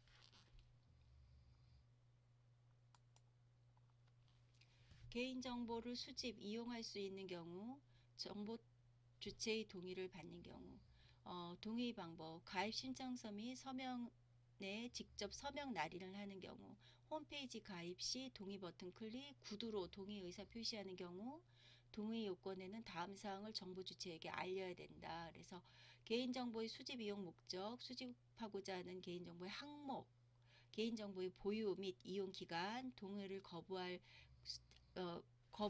권리가 있다는 사실들을 알려줘야 되고 동의 거부에 따른 불이익이 있는 경우에는 그 불이익의 내용도 알려줘야 된다라고 아까 위에서 말씀을 드렸습니다. 법률에 특별한 규정이 있거나 법령상 의무를 준수하기 위해서 불가피한 경우 이 불가피 네 기억을 하시기 바랍니다. 공공기관의 법령 등에서 정하는 소관 업무의 수행을 위해서 불가피한 경우 이거는 어쩔 수 없이 이건 진짜 뭐 정말 불가피하다. 이거는 피해갈 수가 없다. 그냥 그런 뜻입니다. 정보 주체와의 계약의 체결 및 이행을 위해서 불가피하게 필요한 경우 그런 경우에는 이제 개인정보 수집이 동의를 해줘야 된다라는 겁니다. 정보 주체 또는 그 법정 대리인의 의사표시를 할 수 없는 상태에 있거나 주소 불명 등으로 사전 동의를 받을 수 없는 경우로서 명백히 정보 주체 또는 제3자의 급박한 거 정말 어쩔 수 없는 상황 아주 그 피해갈 수 없는 상황 그런 경우 생명, 신체, 재산의 이익을 위해서 필요하다고 인정되는 경우 그런 경우에는 이제 그 제3자의 그 급박한 경우에는 법정 대리인의 의사 표시를 할 수 없는 상태에 있거나 이렇게 주소 불명이거나 이럴 때에는 정보를 수집할 수 있다라고 할 수 있겠습니다. 개인정보 처리자의 정당한 이익을 달성하기 위해서 정당한 이익 그래서 이익을 훼손시키지 않게 하기 위해서 그 필요한 경우에는 명백하게 정보 주체의 권리보다 우선하는 경우 그 다음에 친목단체 운영을 위한 경우 이런 경우에 개인정보 수집 이용 할 수 있다라고 할 수 있겠습니다. 개인정보를 제3자에게 제공할 수 있는 경우는 제17조, 제39조의 두 조에 해당이 된다라고 할 수 있겠습니다. 17조, 39조 이런 거 안 나옵니다. 제3자에게 제공할 수 있는 경우, 개인정보를 정보 주체의 동의를 받는 경우, 법률에 특별한 규정이 있거나 법령상 의무를 준수하기 위해서 불가피한 경우, 공공기관의 법령 등에서 정하는 소관 업무의 수행을 위하여 불가피한 경우, 정보 주체 또는 그 법정 대리인의 의사 표시를 할 수 없는 상태에 있거나 주소 불명 등으로 사전 동의를 받을 수 없는 경우로서 명백히 정보 주체 또는 제3자의 급박한 생명, 신체, 재산의 이익을 위해서 필요하다고 인정되는 경우에, 그럴 경우에 이제 제3자에게 정보를 제공할 수 있다라고 할 수 있겠습니다. 학습해 보세요 라고 되어 있는데, 이 부분도 여러분께서 직접 학습을 해보시고 제출을 해주시면 되겠습니다. 민감정보의 유형. 민감정보는 사상, 신념, 노동조합, 정당의 가입, 탈퇴, 정치적 견해, 건강, 성생활 등에 관한 정보, 이런 민감한 정보죠. 그래서 이런 부분들에 대해서 그 밖의 정보 주체의 사생활을 현저하게 침해할 우려가 있는 개인정보로서, 이거는 시험에 나올 수가 있죠. 대통령령으로 정하는 정보. 그래서 민감정보 유형은 이렇게 대통령령으로 정하는 정보. 유전자 검사 등의 결과로 얻어진 유전 정보, 예를 들어서 형의 시료 등에 관한 법률 제2조 제5호에 따라 범죄 경력 자료에 대한 정보, 개인의 신체적, 생리적, 행동적 특징. 그래서 예를 들어서 이렇게 성전환 수술을 한 경우, 이런 경우도 들어갈 수 있겠죠. 여기에 이제 포함이 될 수 있겠죠. 그런 부분들은 개인의 신체적, 생리적, 행동적 특징, 예외적으로 그런 부분 안에 들어갈 수 있겠죠. 관한 정보도 특정 개인을 알아볼 목적으로 인정한 기술적 수단을 통해서 생성된 정보, 그래서 인종이나 민족에 관한 정보, 이런 것들. 5번 고유 식별정보의 범위는 제24조 제1항 시행령 제19조의 주민등록번호, 여권번호, 면허번호, 외국인 등록번호.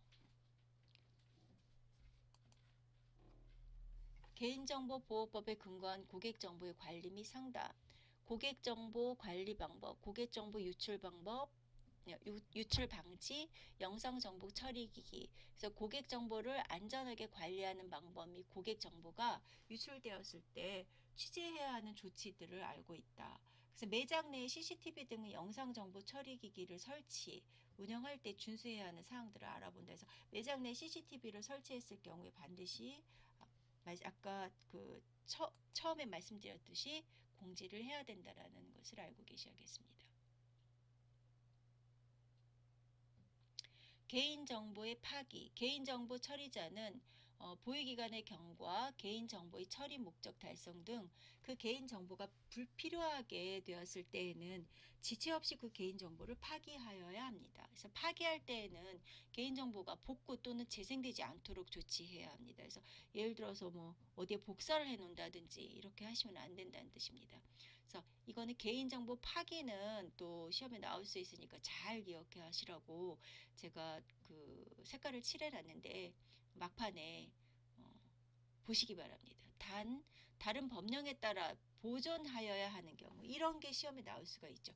다른 법령에 따라 보존해야 되는 경우, 그에 따라 보존해야 됩니다. 그래서 이때 보존하는 개인정보 또는 개인정보 파일은 다른 개인정보와 분리해서 저장 관리해야 한다. 그래서 다른 개인정보와 분리해서 저장 관리해야 한다.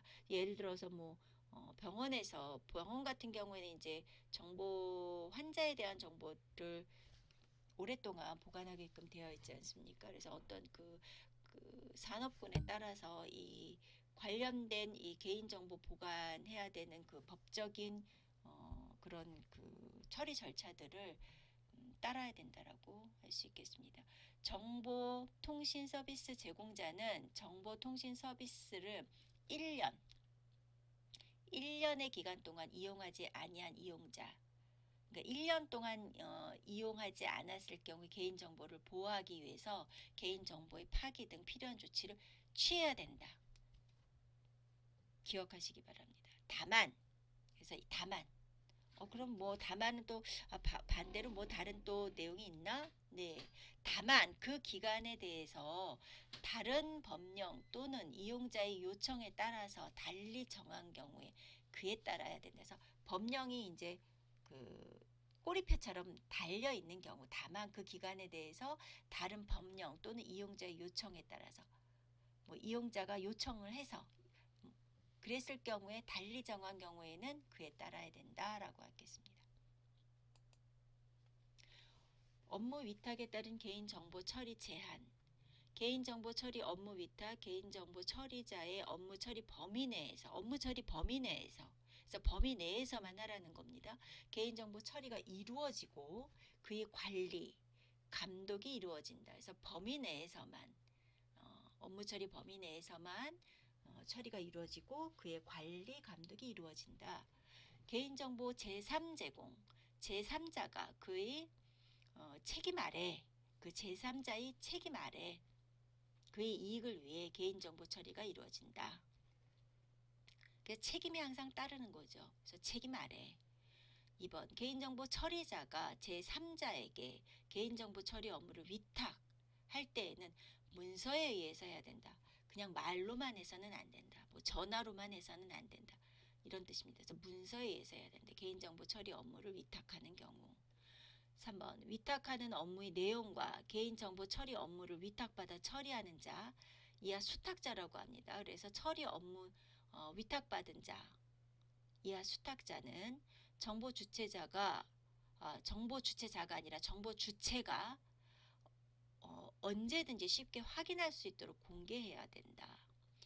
4번 개인정보 처리자가 홍보 마케팅 업무를 위탁하는 경우 그 내용과 수탁자를 정보 주체에게 알려야 된다. 정보를 제공하는 주체에게 알려야 된다. 영업 양도 등에 따른 개인정보 이전의 제한. 그러니까 영업 양도라는 건 내가 사업을 하다가 뭐 A가 B에게 팔았습니다. 그런 경우 이제 양도라고 할 수 있겠죠. 그래서 영업 양도 등에 따라서 개인정보가 이전돼야 될 때 그때 이제 제한을 두는데 1번 개인정보 처리자가 영업 양도 또는 이렇게 합병 회사와 회사가 합쳐진 것 등으로 고객 정보를 영업 양수자에게 그러니까 산 사람에게 이전할 경우에 이미 정보 주체에게 미리 정보 주체에게 그 사실을 알려야 됩니다. 그래서 이제 이메일이나 뭐 문자나 뭐 전화나 이런 방법으로 알려줘야 됩니다. 그래서 파는 사람이 알릴 의무가 있고 사는 사람이 알릴 의무가 있습니다. 그래서 반드시 알려야 합니다. 그 이유는 그건 무슨 뜻이냐면 사는 사람이 알려야 되는데 사는 사람이 안 알렸어요. 그러면은 파는 사람이 알려야 되는데 파는 사람이 안 알렸어요. 그러면 산 사람이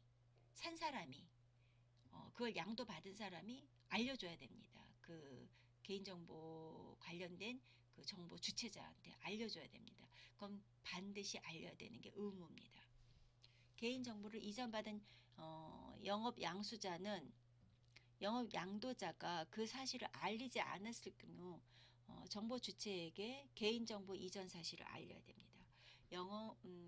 영업 양수자는 이전 받은 개인정보를 본래 목적으로만 양수받은 자, 그러니까 A가 B에게 팔았어요. 그러면 판 거를 산 사람, 그 산 사람은 개인정보가 같이 딸려와서 이제 같이 샀을 경우에 반드시 개인정보를 본래 목적에만 이용하거나 제3자에게 제공할 수 있다. 그래서 예를 들어서 휴대폰 가게 대리점 사장님께서 B라는 휴대폰 가게 대리점 사장님한테 이걸 팔았어요.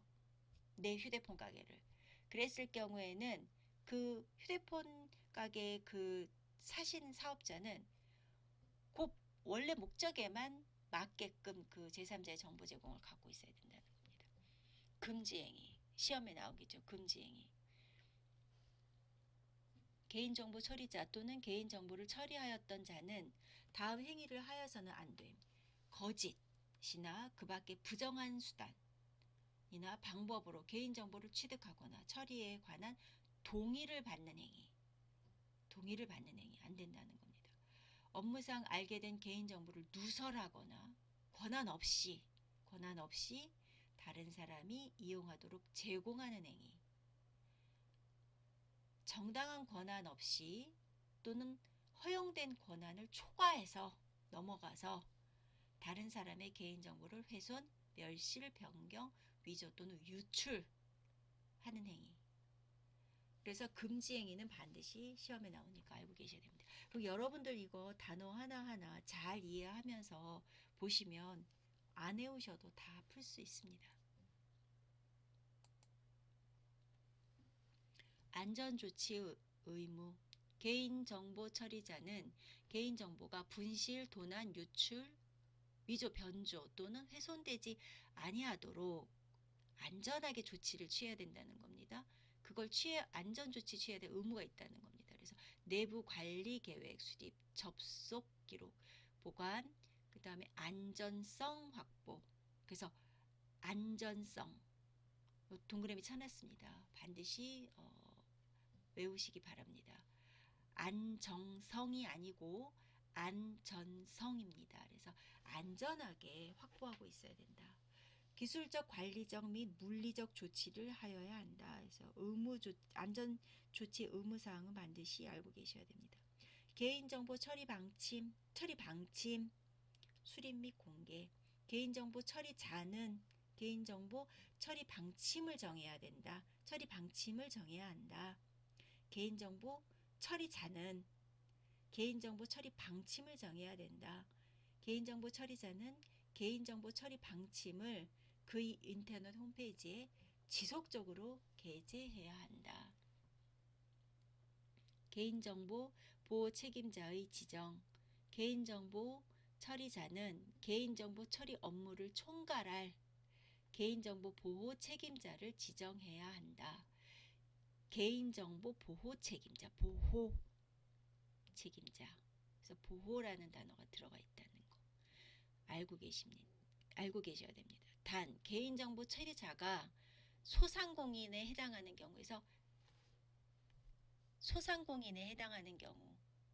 그런 경우에는 별도의 지정 없이 그 사업주 또는 대표자가 개인정보 보호 책임자로 지정한 것으로 본다라고 할 수 있겠습니다. 그래서 예를 들어서 휴대폰 가게 사장님이 혼자서 일을 하십니다. 그래서 이제 사장님께서 정보를 많이 소비자들 정보를 가지고 계신데 개인정보 보호 책임자를 둬야 되는데 소상공인이시지 않습니까? 그런 경우에는 그냥 사장님이 사업주시니까 대표자시니까 그냥 사장님께서 개인정보 보호 책임자로 지정한 것으로 본다 이런 뜻입니다. 그러면 예를 들어서 뭐 개인정보를 수집하는 그런 그 관련된 직종에 계시는 분들 소상공인이시라고 만약에 가정한다면 그런 분들은 뭐 대표자나 사업자가 이렇게 개인정보 보호 책임자라고 지정한 것으로 본다 이렇게 생각하시면 되겠습니다. 그래서 그렇게 이해를 하시고 계시면 특별히 외우지 않으셔도 되겠습니다. 개인정보 유출 통지 등 개인정보 처리자는 개인정보가 유출된 경우 지체 없이 정보 주체에게 아래 사실을 알려야 한다. 유출된 개인정보의 항목, 유출된 시점과 그 경위 어떻게 그렇게 됐는지, 유출로 인해서 발생할 수 있는 피해를 최소화, 정보 주체가 할 수 있는 방법 등에 관한 정보, 그래서 정보 주체가 할 수 있는 방법, 관한 정보, 개인정보 처리자의 대응 조치 및 피해 구제 절차, 정보 주체에게 피해가 발생한 경우 정보 주체에게 내 정보가 나가서 제가 피해를 받습니다. 그런 경우에 신고 등 접수할 수 있는 담당 부서 및 연락처 이런 것들을 통지해 줘야 된다. 개인정보 처리자는 개인정보가 유출된 경우 그 피해를 최소화하기 위해서 대책을 마련하고 필요한 조치를 취해야 한다. 그래서 1000명 이상 동그라미 돼 있죠. 1000명 이상의 정보 주체에 관한 개인정보가 유출된 경우 그 사실의 통지 및 조치 결과를 즉시 시험에 나올 수 있겠죠. 개인정보보호위원회 또는 한국인터넷진흥원에 신고해야 한다. 예, 그래서 반드시 기억하시기 바랍니다. 한국인터넷진흥위원회에 신고해야 한다. 영상정보 처리기기인데 영상청보라고 돼 있는데 이거 오타인데 좀 정보로 바꿔주시기 바라겠습니다. 영상정보 처리기기 설치 예외적 허용 1. 법령에서 구체적으로 허용하고 있는 경우 2. 범죄의 예방 및 수사를 위해서 필요한 경우 3. 시설 안전 및 화재 예방을 위해서 필요한 경우 4. 교통 단속을 위해서 필요한 경우 5. 교통정보의 수집 분석 및 제공을 위해서 필요한 경우 아까 이거를 제가 그 처음 파트에서 그 SNS하고 그 다음에 그 위에 영상을 설명할 때 이거 같이 제가 설명을 드렸습니다. 그래서 영상정보 처리기기의 설치 예외적 허용이 있는데 그 예외적 허용이 이제 예를 들어서 교통 그 도로에 우리가 그 CCTV 달아놓는 것들 뭐 이런 것들을 포함한다라고 아까 말씀드렸습니다.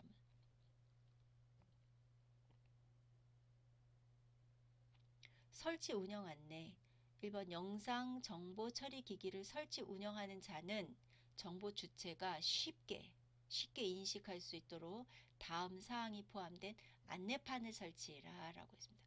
필요한 조치를 해야 한다. 그래서 우리가 뭐 편의점에 들어갔는데 편의점 앞에 뭐 CCTV가 운영되면 문 앞에 CCTV가 운영되고 있다라는 것을 스티커를 붙여놔야 된다든지 아니면 안내 문자 글씨를 붙여놔야 된다든지 이런 조치들을 말씀드릴 수 있겠습니다. 그래서 설치 목적 및 장소, 촬영 범위 및 시간, 관리 책임자, 성명 및 연락처 이런 것들 설치 운영 안내에서 영상 정보 처리 기기를 설치하고 운영할 때에는 반드시 정보 주체자가 쉽게 인식할 수 있도록 다음 사항이 포함된 안내판을 설치해야 된다.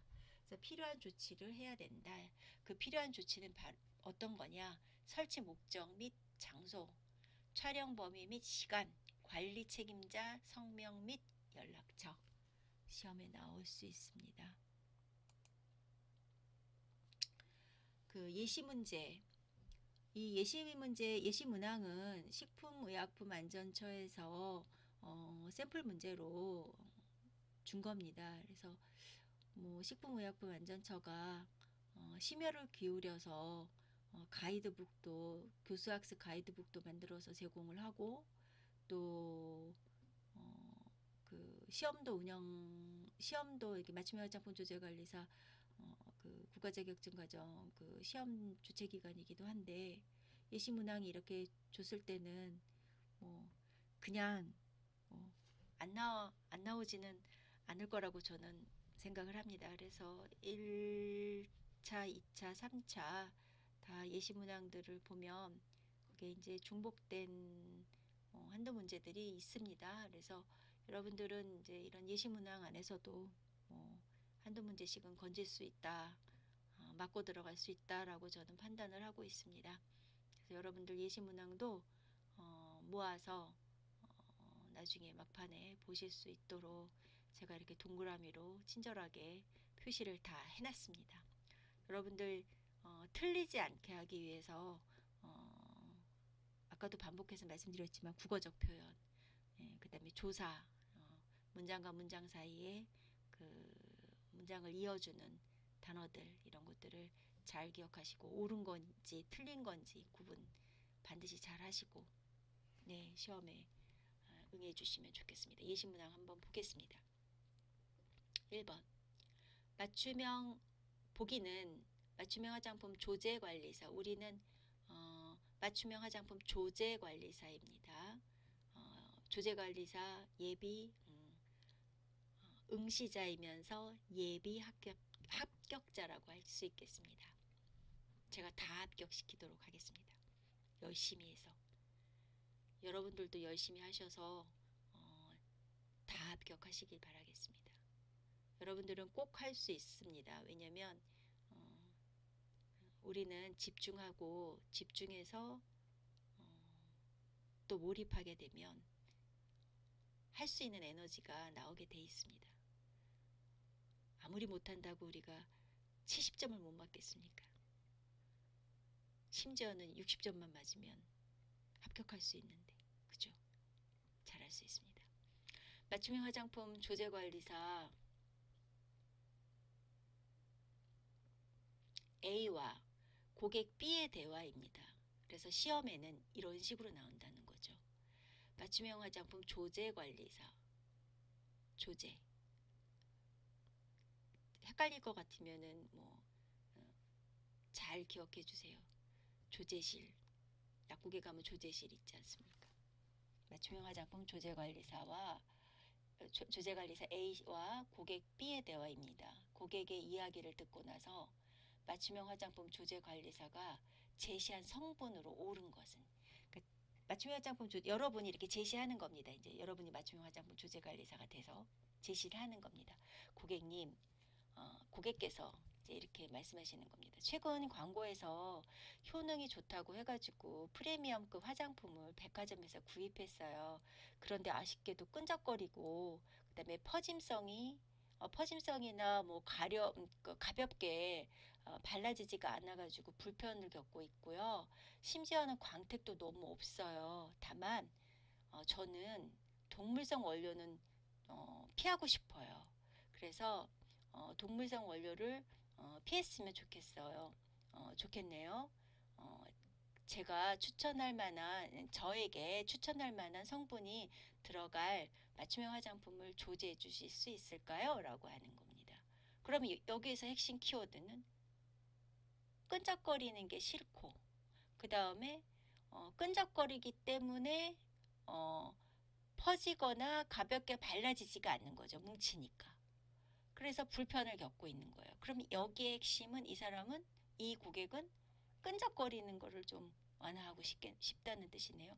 그런데 동물성 원료는 싫다는 겁니다. 그러면은 여기에서 동물성 원료가 아닌 것을 골라야 되는 거죠. 그래서 조제관리사가 고객님 요거를 반영해서 제가 동물성 원료가 아닌 성분으로 맞춤형 화장품을 조제해서 드리겠습니다. 라고 하고서 딱 본 겁니다. 그래서 여기에서 고객님한테 제시할 수 있는 끈적거리지 않는 동물성 원료가 아닌 거는 뭘까라고 해서 제시할 수 있는 성분으로 옳은 거를 한번 옳은 거를 한번 제시해 보세요라는 문제입니다. 그래서 우리가 문제를 읽을 때 내가 이해를 해야 되는 겁니다. 그러니까 여러분들이 이 고객이 무슨 말을 하는지, 이 고객의 핵심 키워드가 뭔지 그걸 정확하게 이해를 하셔야 답을 고르실 수가 있습니다. 그러면 이런 식으로 문제가 나오면서 예시문들은 얼마든지 바꿀 수가 있겠죠. 1번 라놀린. 라놀린은 화학성분으로 추출하니까 안 되겠죠. 그래서 비즈왁스도 마찬가지고 비즈왁스도 안 되겠고. 그럼 2번 라더넘 오일, 그 다음에 에뮤 오일, 그 다음에 밍크 오일, 이런 동물성 오일들이니까 3번 라더넘 오일이라고 할 수 있겠죠. 이렇게 골라내는 겁니다. 그러면 여러분들은 이거를 외워서 이게 아닌 거가 나오면 틀리면 안 되지 않습니까? 그러니까 이 지문에 대한 부분들을 이해를 해서 여기에다가 문제를 보는 겁니다. 그래서 동물성 원료를 피하고 싶다는데 나는 동물성 원료를 원한다. 로 바꿔버리면 동물성 원료들로 답이 바뀌어버리는 거죠. 그 다음에 나는 기능성 원료로 원한다. 그럼 이 예시문을 기능성 원료로 바꿀 수가 있는 거죠. 이 안에 기능성 원료를 넣어서 그걸 답으로 만들 수가 있는 거죠. 이런 식으로 학습을 하시기 바라겠습니다. 2번 어떤 미백 기능성 화장품에 전성분 표시를 화장품법 제10조에 따른 기준에 맞게 표시한 것이다. 해당 제품은 식품의약품안전처에서 자료 제출이 생략되는 기능성 화장품으로 미백 고시 성분과 사용 제한이 필요한, 그래서 미백 고시 성분과 사용 제한이 필요한 거, 절대 사용하지 말라는 거, 이런 그 구분이 되어져 있습니다. 그래서 그 가이드북에 보시면은 그 부록에 자세하게 나와 있는데, 제가 뒷부분에서 이제 부록에 대해서 설명을 좀 해드리겠습니다. 사용상의 제한이 필요한 원료를 최대 사용 한도로 제조하였다. 그럼 최대 사용 제한이 걸려 있는데, 이거를 그 원료를 최대 사용 한도로 제조를 한 겁니다. 이때 유추가 가능한 녹차 추출물 함유 범위는 몇 %냐라고 했습니다. 그러면은 예를 들어서 녹차 추출물의 최대 사용한 부분을 얘기할 수 있는 거죠. 최대로 썼다 그랬으니까. 그래서 녹차 추출물의 최대 사용 한도는 4번, 1에서 2. 이렇게. 그래서 지금 보시면은 이 안에 지금 정제수 뭐 이렇게 여러 가지 그 전성분들이 들어 있는데, 이 안에서 묻고 싶은 건 녹차 추출물 함유 범위인 겁니다.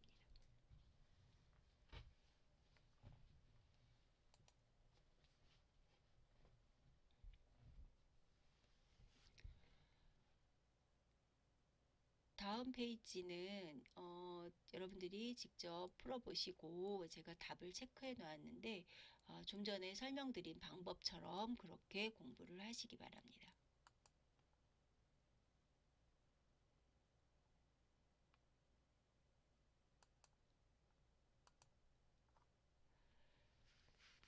육 번에 보면 효력 시험 자료라고 되어 있습니다. 그 효력 시험 자료가 필요 없는 부분인데, 그 이유가 뭐냐면 그 앞에 효과를 표시할 수가 없다라고 했는데, 그 이유가 뭐냐면 그 앞에 지금 문제를 한번 읽어보면, 기능성 화장품 심사에 관한 규정에 따라서 자료 제출이 면제되는 경우를 설명한 것이다. 가로 안에 공통으로 들어갈 말을 넣어라 그랬습니다.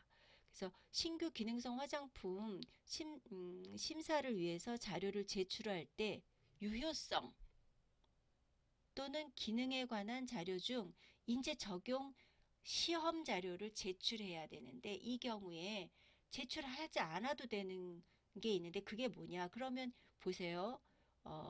인체 적용 시험 자료는 어, 이미 갖고 있기 때문에, 기능에 관한 자료 중에서 인체 적용 시험 자료를 제출하는 경우 효력 시험 자료의 제출을 면제할 수 있다. 그러니까 인체 적용 시험 자료를 제출하기 때문에 이거에 대한 효력 시험 자료는 면제해 준다라는 겁니다.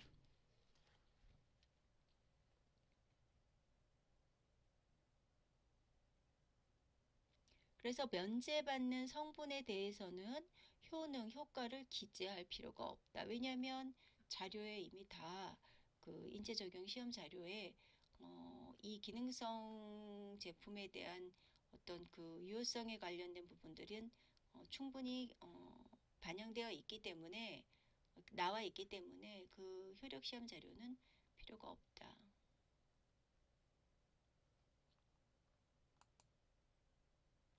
예시문항 풀어보시기 바라겠습니다. 그래서 문제는 이런 식으로 나오는데, 이런 식으로 나오는 문제들을 보통은 여러분들이 이제 직접 말을 바꿔가면서 훈련하는 실습이 반드시 필요하십니다. 그래서 요 나온 문제를 뭐 어느 문제집을 풀든 문제집을 많이 풀 필요 없습니다. 문제집을 많이 푸는 것보단 내용을 정확하게 알고 이해하고, 그 다음에 그 내용이 머릿속에 입력이 돼 있어야, 기억이 돼 있어야 어떤 문제집을 풀든 풀 수가 있는 거고, 어떤 문제집이든 그렇게 풀어야 시험도 풀어낼 수가 있는 겁니다. 그래서 문제집 한 권으로 시험이 원하는 성적이 나올 거다라고 할 수 없습니다. 그래서 제가 권장하는 건 이렇게 그 식품의약품안전처에서 제공하는 맞춤형 화장품 조제관리사 국가자격증이 그 교수학습 가이드북 정도만 충분히 그냥 충분히 훈련하시면 여러분들이 필요한 점수는 충분히 받으실 수 있습니다. 단 훈련을 하실 때 지금처럼 이렇게 내용도 바꾸고 그 다음에 단어도 바꾸고 그 다음에 뭐 이렇게 함량 퍼센트 나와 있는 숫자에 대한 것도 바꾸고 이런 것들을 자꾸 바꿔가면서 문제를 풀어보면 여러분들이 이제 그 훈련이 됐기 때문에 당황하지 않고 실전에 가서 문제를 풀 수가 있습니다.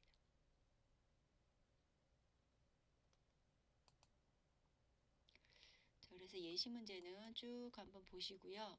여러분들이 지금 학습을 하지 않은 부분에 대한 그 예시 문제들도 제가 다 넣어드렸습니다.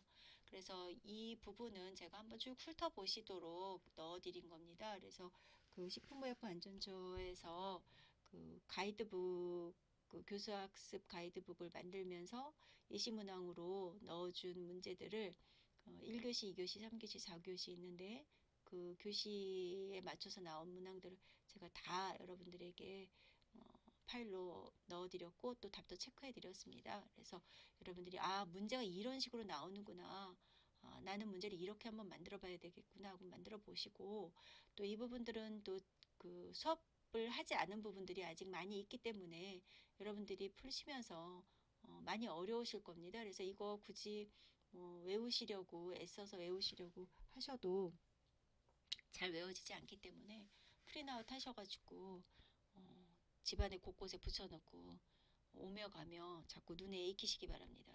그래야 이미지로 익히셔야지 나중에 정말 기억이 안 날 때는 뭐 어디서 본 것 같은데 라고 해서 예를 들어서 뭐 객관식 문제가 나오면 찍을 수도 있는 그런 행운도 따르는데 한 번도 그 기억할 수 있는 방법을 동원하지 않으시면 막판에 외워지지 않습니다. 막판에 외워지지 않아서 공부량이 힘들어집니다. 그래서 반드시 수시로 볼 수 있는 곳에 붙여 놓으시고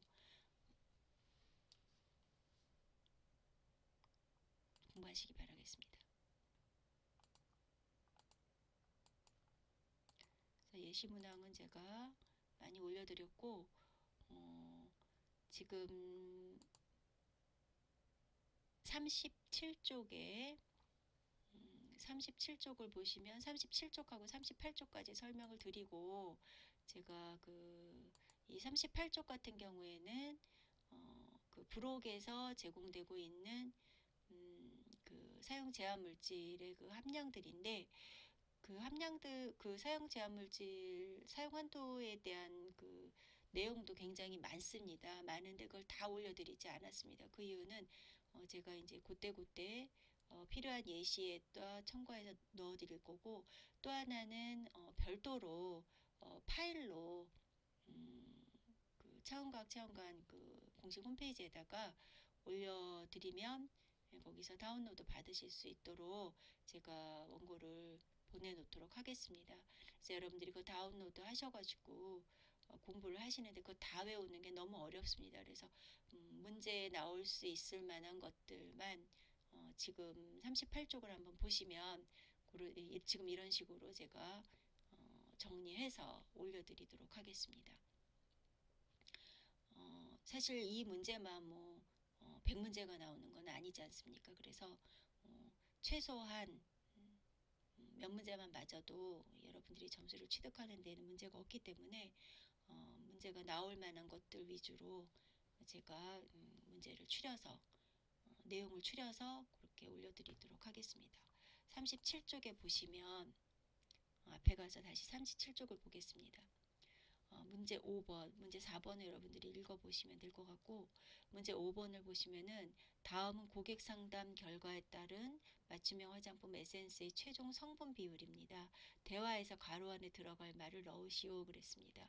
그래서 이제 그 성분 맞춤형 화장품 조제관리사한테 이제 그 고객께서 이렇게 그 제조를 요구하셔서 이제 제조를 하는데, 지금 보면 이제 제조사가 저기 조제 그 맞춤형 화장품 조제관리사가 조제하면서 정제수, 알로에 추출물, 뭐 베타글루칸 쭉 해가지고 넣었는데 벤질 알코올을 넣었습니다. 그래서 벤질 알코올을 0.5% 넣었는데, 벤질 알코올은 뭐지라고 이제 판단하게 되죠. 그래서 제품에 사용된 보존제는 어떤 성분이고 문제가 없나요? 라고, 벤질 알코올을 넣었으니까 이제 보존제로 넣은 겁니다. 벤질 알코올 화장품에. 그래서 어, 제품에 사용되는 A라는 이제 고객이 제품에 사용된 보존제는 어떤 성분이고 문제가 없나요? 하고 이렇게 질문을 했습니다. 그래서 이제 여러분이 이렇게 대답을 해 주셔야 되는 겁니다. B가 되는 거죠, 여러분이. 제품에 사용된 보존제는 벤질 알코올입니다. 그래서 해당 성분은 화장품법에 따라 보존제로 사용될 경우에 1.0% 이하로 사용하도록 하고 있습니다. 그래서 1.0%로 사용하고 있기 때문에 보존제로 사용하는데 무방하다라는 뜻입니다. 그래서 해당 성분은 한도 내로 사용되었으며 쓰는데 문제는 없습니다. 라고 이렇게 표현한 겁니다. 그래서 만약에 이렇게 문제에 이렇게 보존제로 나왔을 경우, 벤질 알코올 이렇게 보존제로 나왔을 경우는 답이 1.0이지만 38페이지 보겠습니다.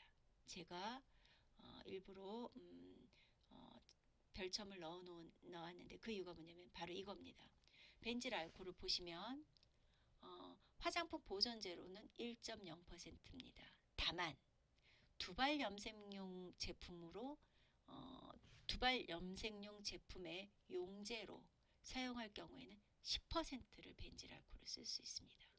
그럼 문제가 요게 나올 수도 있죠. 요렇게 벤질 알코올에 대해서 예를 들어서 염색용 제품을 용제로 만드는데 사용량은 벤질 알코올의 사용량에 대한 문제가 나오면 10%인 겁니다. 답이 달라지는 겁니다. 자, 그 밑에도 보시면은 살리실릭 애시드에 대해서, 살리실릭 애시드 및 그 염료에 대해서 사용 한도는 0.5%입니다. 근데 영유아 제품류 또는 만 13세 이하 어린이가 사용할 수 있음을 특징하여 표시하는 제품에는 사용할 수가 없는 겁니다. 다만 그럼에도 불구하고 또 애들인데 만 13세 이하의 어린이인데 다만 샴푸는 또 제외되는 겁니다. 만 13세 이하 어린이가 사용할 수 있음을 특정하여 표시하는 제품에는 사용을 금지하는데, 그러나 다만 샴푸는 제외된다. 이렇게.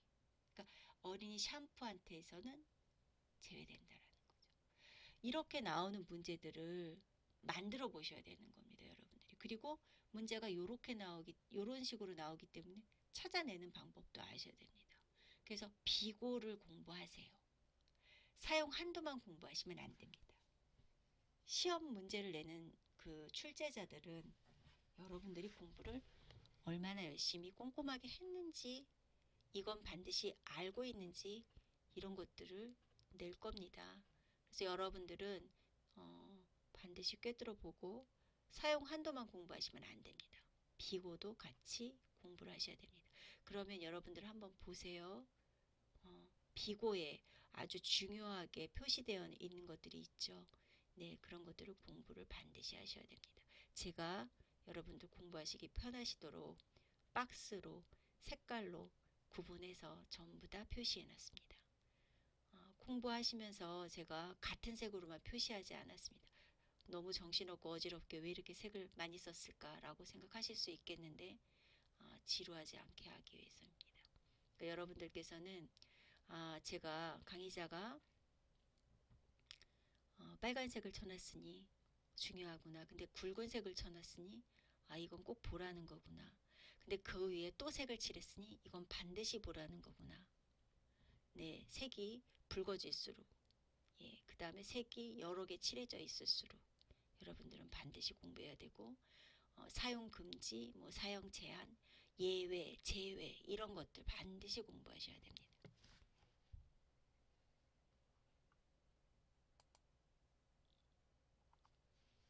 39쪽 6번 문제 읽지 않고 제가 동그라미 쳐놓은 것만 말씀드리겠습니다. 탈모 증상의 완화에 도움을 주는 기능성 화장품. 이런 식으로 문제가 나옵니다. 그러면 탈모 증세죠. 증상의 완화에 도움을 주는 기능성 화장품의 원료. 그러면 쭉 뭐 나와 있죠. 분자식 뭐 해가지고 쭉 나와 있죠. 그러면은 여기에서 문제를 찾아내는 겁니다. 답을. 여러분들은 이제 아직 공부를 이쪽 부분까지 안 했기 때문에 중간중간 이제 공부를 하면서 제가 자세하게 또 내용을 끌어다가 설명을 하겠습니다. 40쪽을 보시면 구성에서 이것도 제가 아주 뒷부분에서 심화해서 끌고 왔습니다. 시험 공부하실 때 1 화장품법의 2회 같은 경우에는 열문항이 나옵니다. 그 뒤에는 제가 표시 안 했는데 뒤에는 이제 거기 화장품 제조 및 품질 관리 할 때 또 자세하게 설명을 해드릴 겁니다. 화장품법의 2회는 열문항 출제되는데 열문항 출제되는 것 중에서 화장품법 5번 화장품의 품질 요소 심화해가지고 되어 있죠. 그럼 심화는 중요하니까 심화 과정까지 만들었겠죠. 문제가 더 깊숙이 내용이 더 깊숙이 들어가서 만들어져 있다는 겁니다. 그러면 그렇게 만들었을 때는 알아야 되는 부분이기 때문에 그렇게 교재를 만들었겠죠. 그 가이드북을 만들었겠죠. 그러니까 문제에 이 심화 부분이 나올 확률이 높겠죠. 화장품의 품질 요소 심화 부분 공부하시면 되겠습니다. 그럼 개인정보보호법을 보면 심화가 없네요. 그러니까 제가 말씀드렸듯이 오늘 강의 들으신 거 한번 충분히 이해하시고 넘어가셨다가 막판에 시험 볼 때 프린아웃은 꼬박꼬박 미리미리 해놓으시고 시험 볼 때 가져갈 그 문제집이라든지 문제 자료라든지 또는 뭐 이런 교본이라든지 이런 것들을 지금부터 따로따로 구분해서 놓으시기 바랍니다. 그래서 파일 하나에 끼워 놓으시기 바랍니다. 시험 볼 때 가져갈 거. 그래서 개인정보보호법은 지금 심화가 없기 때문에 제가 볼 때에는 여러분들은 공부하시는 학습 시간을 화장품법에서도 특히 5번 화장품의 품질 요소에 집중적으로 공부를 먼저 하시고 그리고 나머지들 배분해서 공부를 하시면 되겠습니다. 10문항 중에 7문항은 맞출 수 있습니다. 41쪽 유통화장품의 안전관리 거기에서도 보시면 42번 유통화장품의 안전관리 기준 이게 심화가 되어 있죠. 내용물 및 원료 관리에서 유통화장품의 안전관리 기준이 심화가 되어 있습니다. 심화가 됐다는 건 중요하다는 겁니다. 중요한 거 먼저 공부하시면 됩니다. 중요한 거는 중요하기 때문에 단답형으로도 나오고 단답형뿐만이 아니라 더 점수 비중이 높은 걸로도 나올 수가 있죠. 그래서 그렇게 공부하시면 되겠습니다. 맞춤형 화장품의 이해 그 파트는 너무 중요하죠. 제가 처음에도 말씀드렸지만 맞춤형 화장품의 이해 파트가 가장 문제가 어렵고 공부를 많이 하셔야 된다고 처음에 말씀드렸습니다. 왜냐하면 여러분에게 해당되는 직무에 가장 연관성이 높기 때문에 그렇습니다. 그래서 지금 보시면 제가 박스를 쳐놨는데 피부 및 모발 생리구조 해가지고 63, 64 심화로 되어 있습니다. 그래서 제가 심화로 표시된 거는 반드시 여러분도 시간을 많이 할당하셔서 공부를 하시고 공부를 하시고 저도 열심히 이 부분에 대해서 설명을 해드릴 겁니다. 여러분들이 공부하실 때 시험에 먼저 나올 것 같은 거 부터 먼저 공부하시기 바랍니다. 43쪽 부록에 대해서 제가 빨간 박스 부록 1, 2, 3 1. 천연 화장품 및 유기농 화장품의 기준에 관한 규정. 제가 1강 때 이거 나중에 모아서 제가 설명해 드리겠습니다 라고 했었습니다. 네. 천연 화장품 및 유기농 화장품의 기준에 관한 규정은 좀 자세하게 공부해야 되는 부분이기 때문에 제가 1강에서 빼서 뒤로 몰아서 제가 설명을 심도 있게 해드리려고 준비를 하고 있습니다. 부록 2. 화장품 안전 기준 등에 관한 규정. 그래서 사용할 수 없는 원료. 부록 3. 화장품 안전 기준 등에 관한 규정. 그래서 사용 제한이 필요한 원료. 요 지금 부록 1, 2, 3은 제가 정리를 빨리 해서 차원관 그 공식 홈페이지에 자료를 업로드 해드리도록 하겠습니다. 그래서 이 부분은 공부를 빨리 할 수 있도록 자료를 올려드리도록 하겠습니다. 부록 11, 12, 13, 14, 15, 16 파트. 이 파트는 부록 1, 2, 3 파트 올리면서 이어서 11, 12, 13, 14, 15, 16 파트가 두 번째 파트로 올려드리도록 하겠습니다. 그래서 저희는 지금 부록 빨간 박스 1, 빨간 박스 2 이렇게 두 개를 먼저 신속하게 공부를 하도록 하겠습니다. 저는 기본적으로 시험에 나오는 문제, 많이 나오는 비중이 높은 쪽 먼저 공부하는 것을 권장하고 있고 또 그렇게 공부를 해 나갈 계획입니다. 그래서 여러분도 저랑 같이 먼저 비중 높을 것들, 그 다음에 잘 틀릴 수 있는 것들, 문제가 응용돼서 나올 것들, 그런 것들 집중적으로 훈련해 가면서 공부하도록 하겠습니다. 여러분들이 공부하시면서 필요하신 사항들이 있으시면 또 메모를 하셔서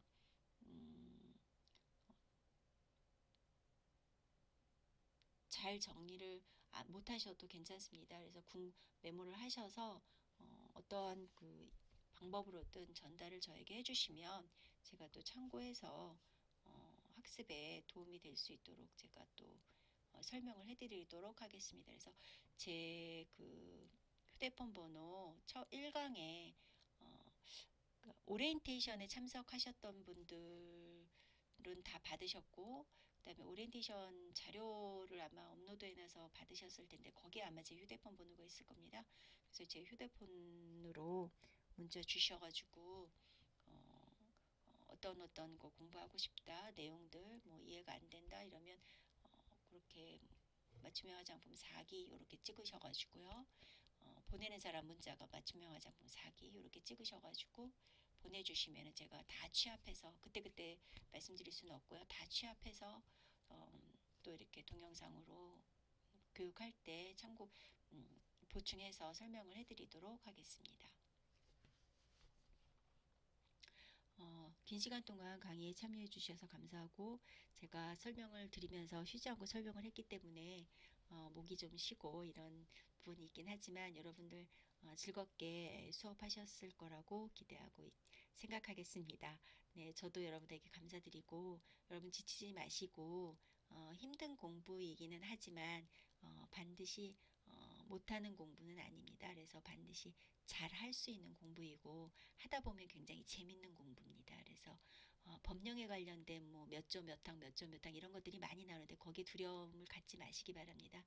고시 공부는 아닙니다. 그래서 뭐 그거를 시험 문제로 내지는 않을 것이고 또 그거 만약에 냈다면 틀리면 됩니다. 그래서 여러분 다 맞으면 천재가 되기 때문에 그렇게 하시면 안 됩니다. 공부는 그냥 즐기시면서 우리가 합격만 하면 되니까 그 대신 중요한 건 알아야 됩니다. 자세하게 꼭 필요한 걸 잘 알아야 합니다. 그래서 우리가 맞춤형 화장품 조제관리사가 되셨을 때 업무를 직접 하실 때 반드시 도움이 될 수 있는 그 정도의 학습을 하시면 여러분들은 공부를 하는 동안의 시간을 쓰신 게 헛되이 쓴 시간이 아니다라는 것을 아시게 될 것입니다. 그리고 여러분들 온라인으로 이렇게 공부하시면서 저희가 실험도 온라인으로 할 수 있도록 제가 강의를 준비하도록 하겠습니다. 그래서 실험도 많이 해볼 수 있도록 온라인으로 제가 준비를 하겠습니다. 그래서 여러분들 실험도 하시고 그다음에 시험 전에 저희가 오프라인으로 2번 정도 실험 수업을 할 겁니다. 그래서 그때 여러분들 반드시 지금보다 더 즐거운 학습이 될 수 있도록 그렇게 지치지 말고 공부하시기 바라겠습니다. 오늘 강의 함께 해주셔서 감사합니다. 마치겠습니다.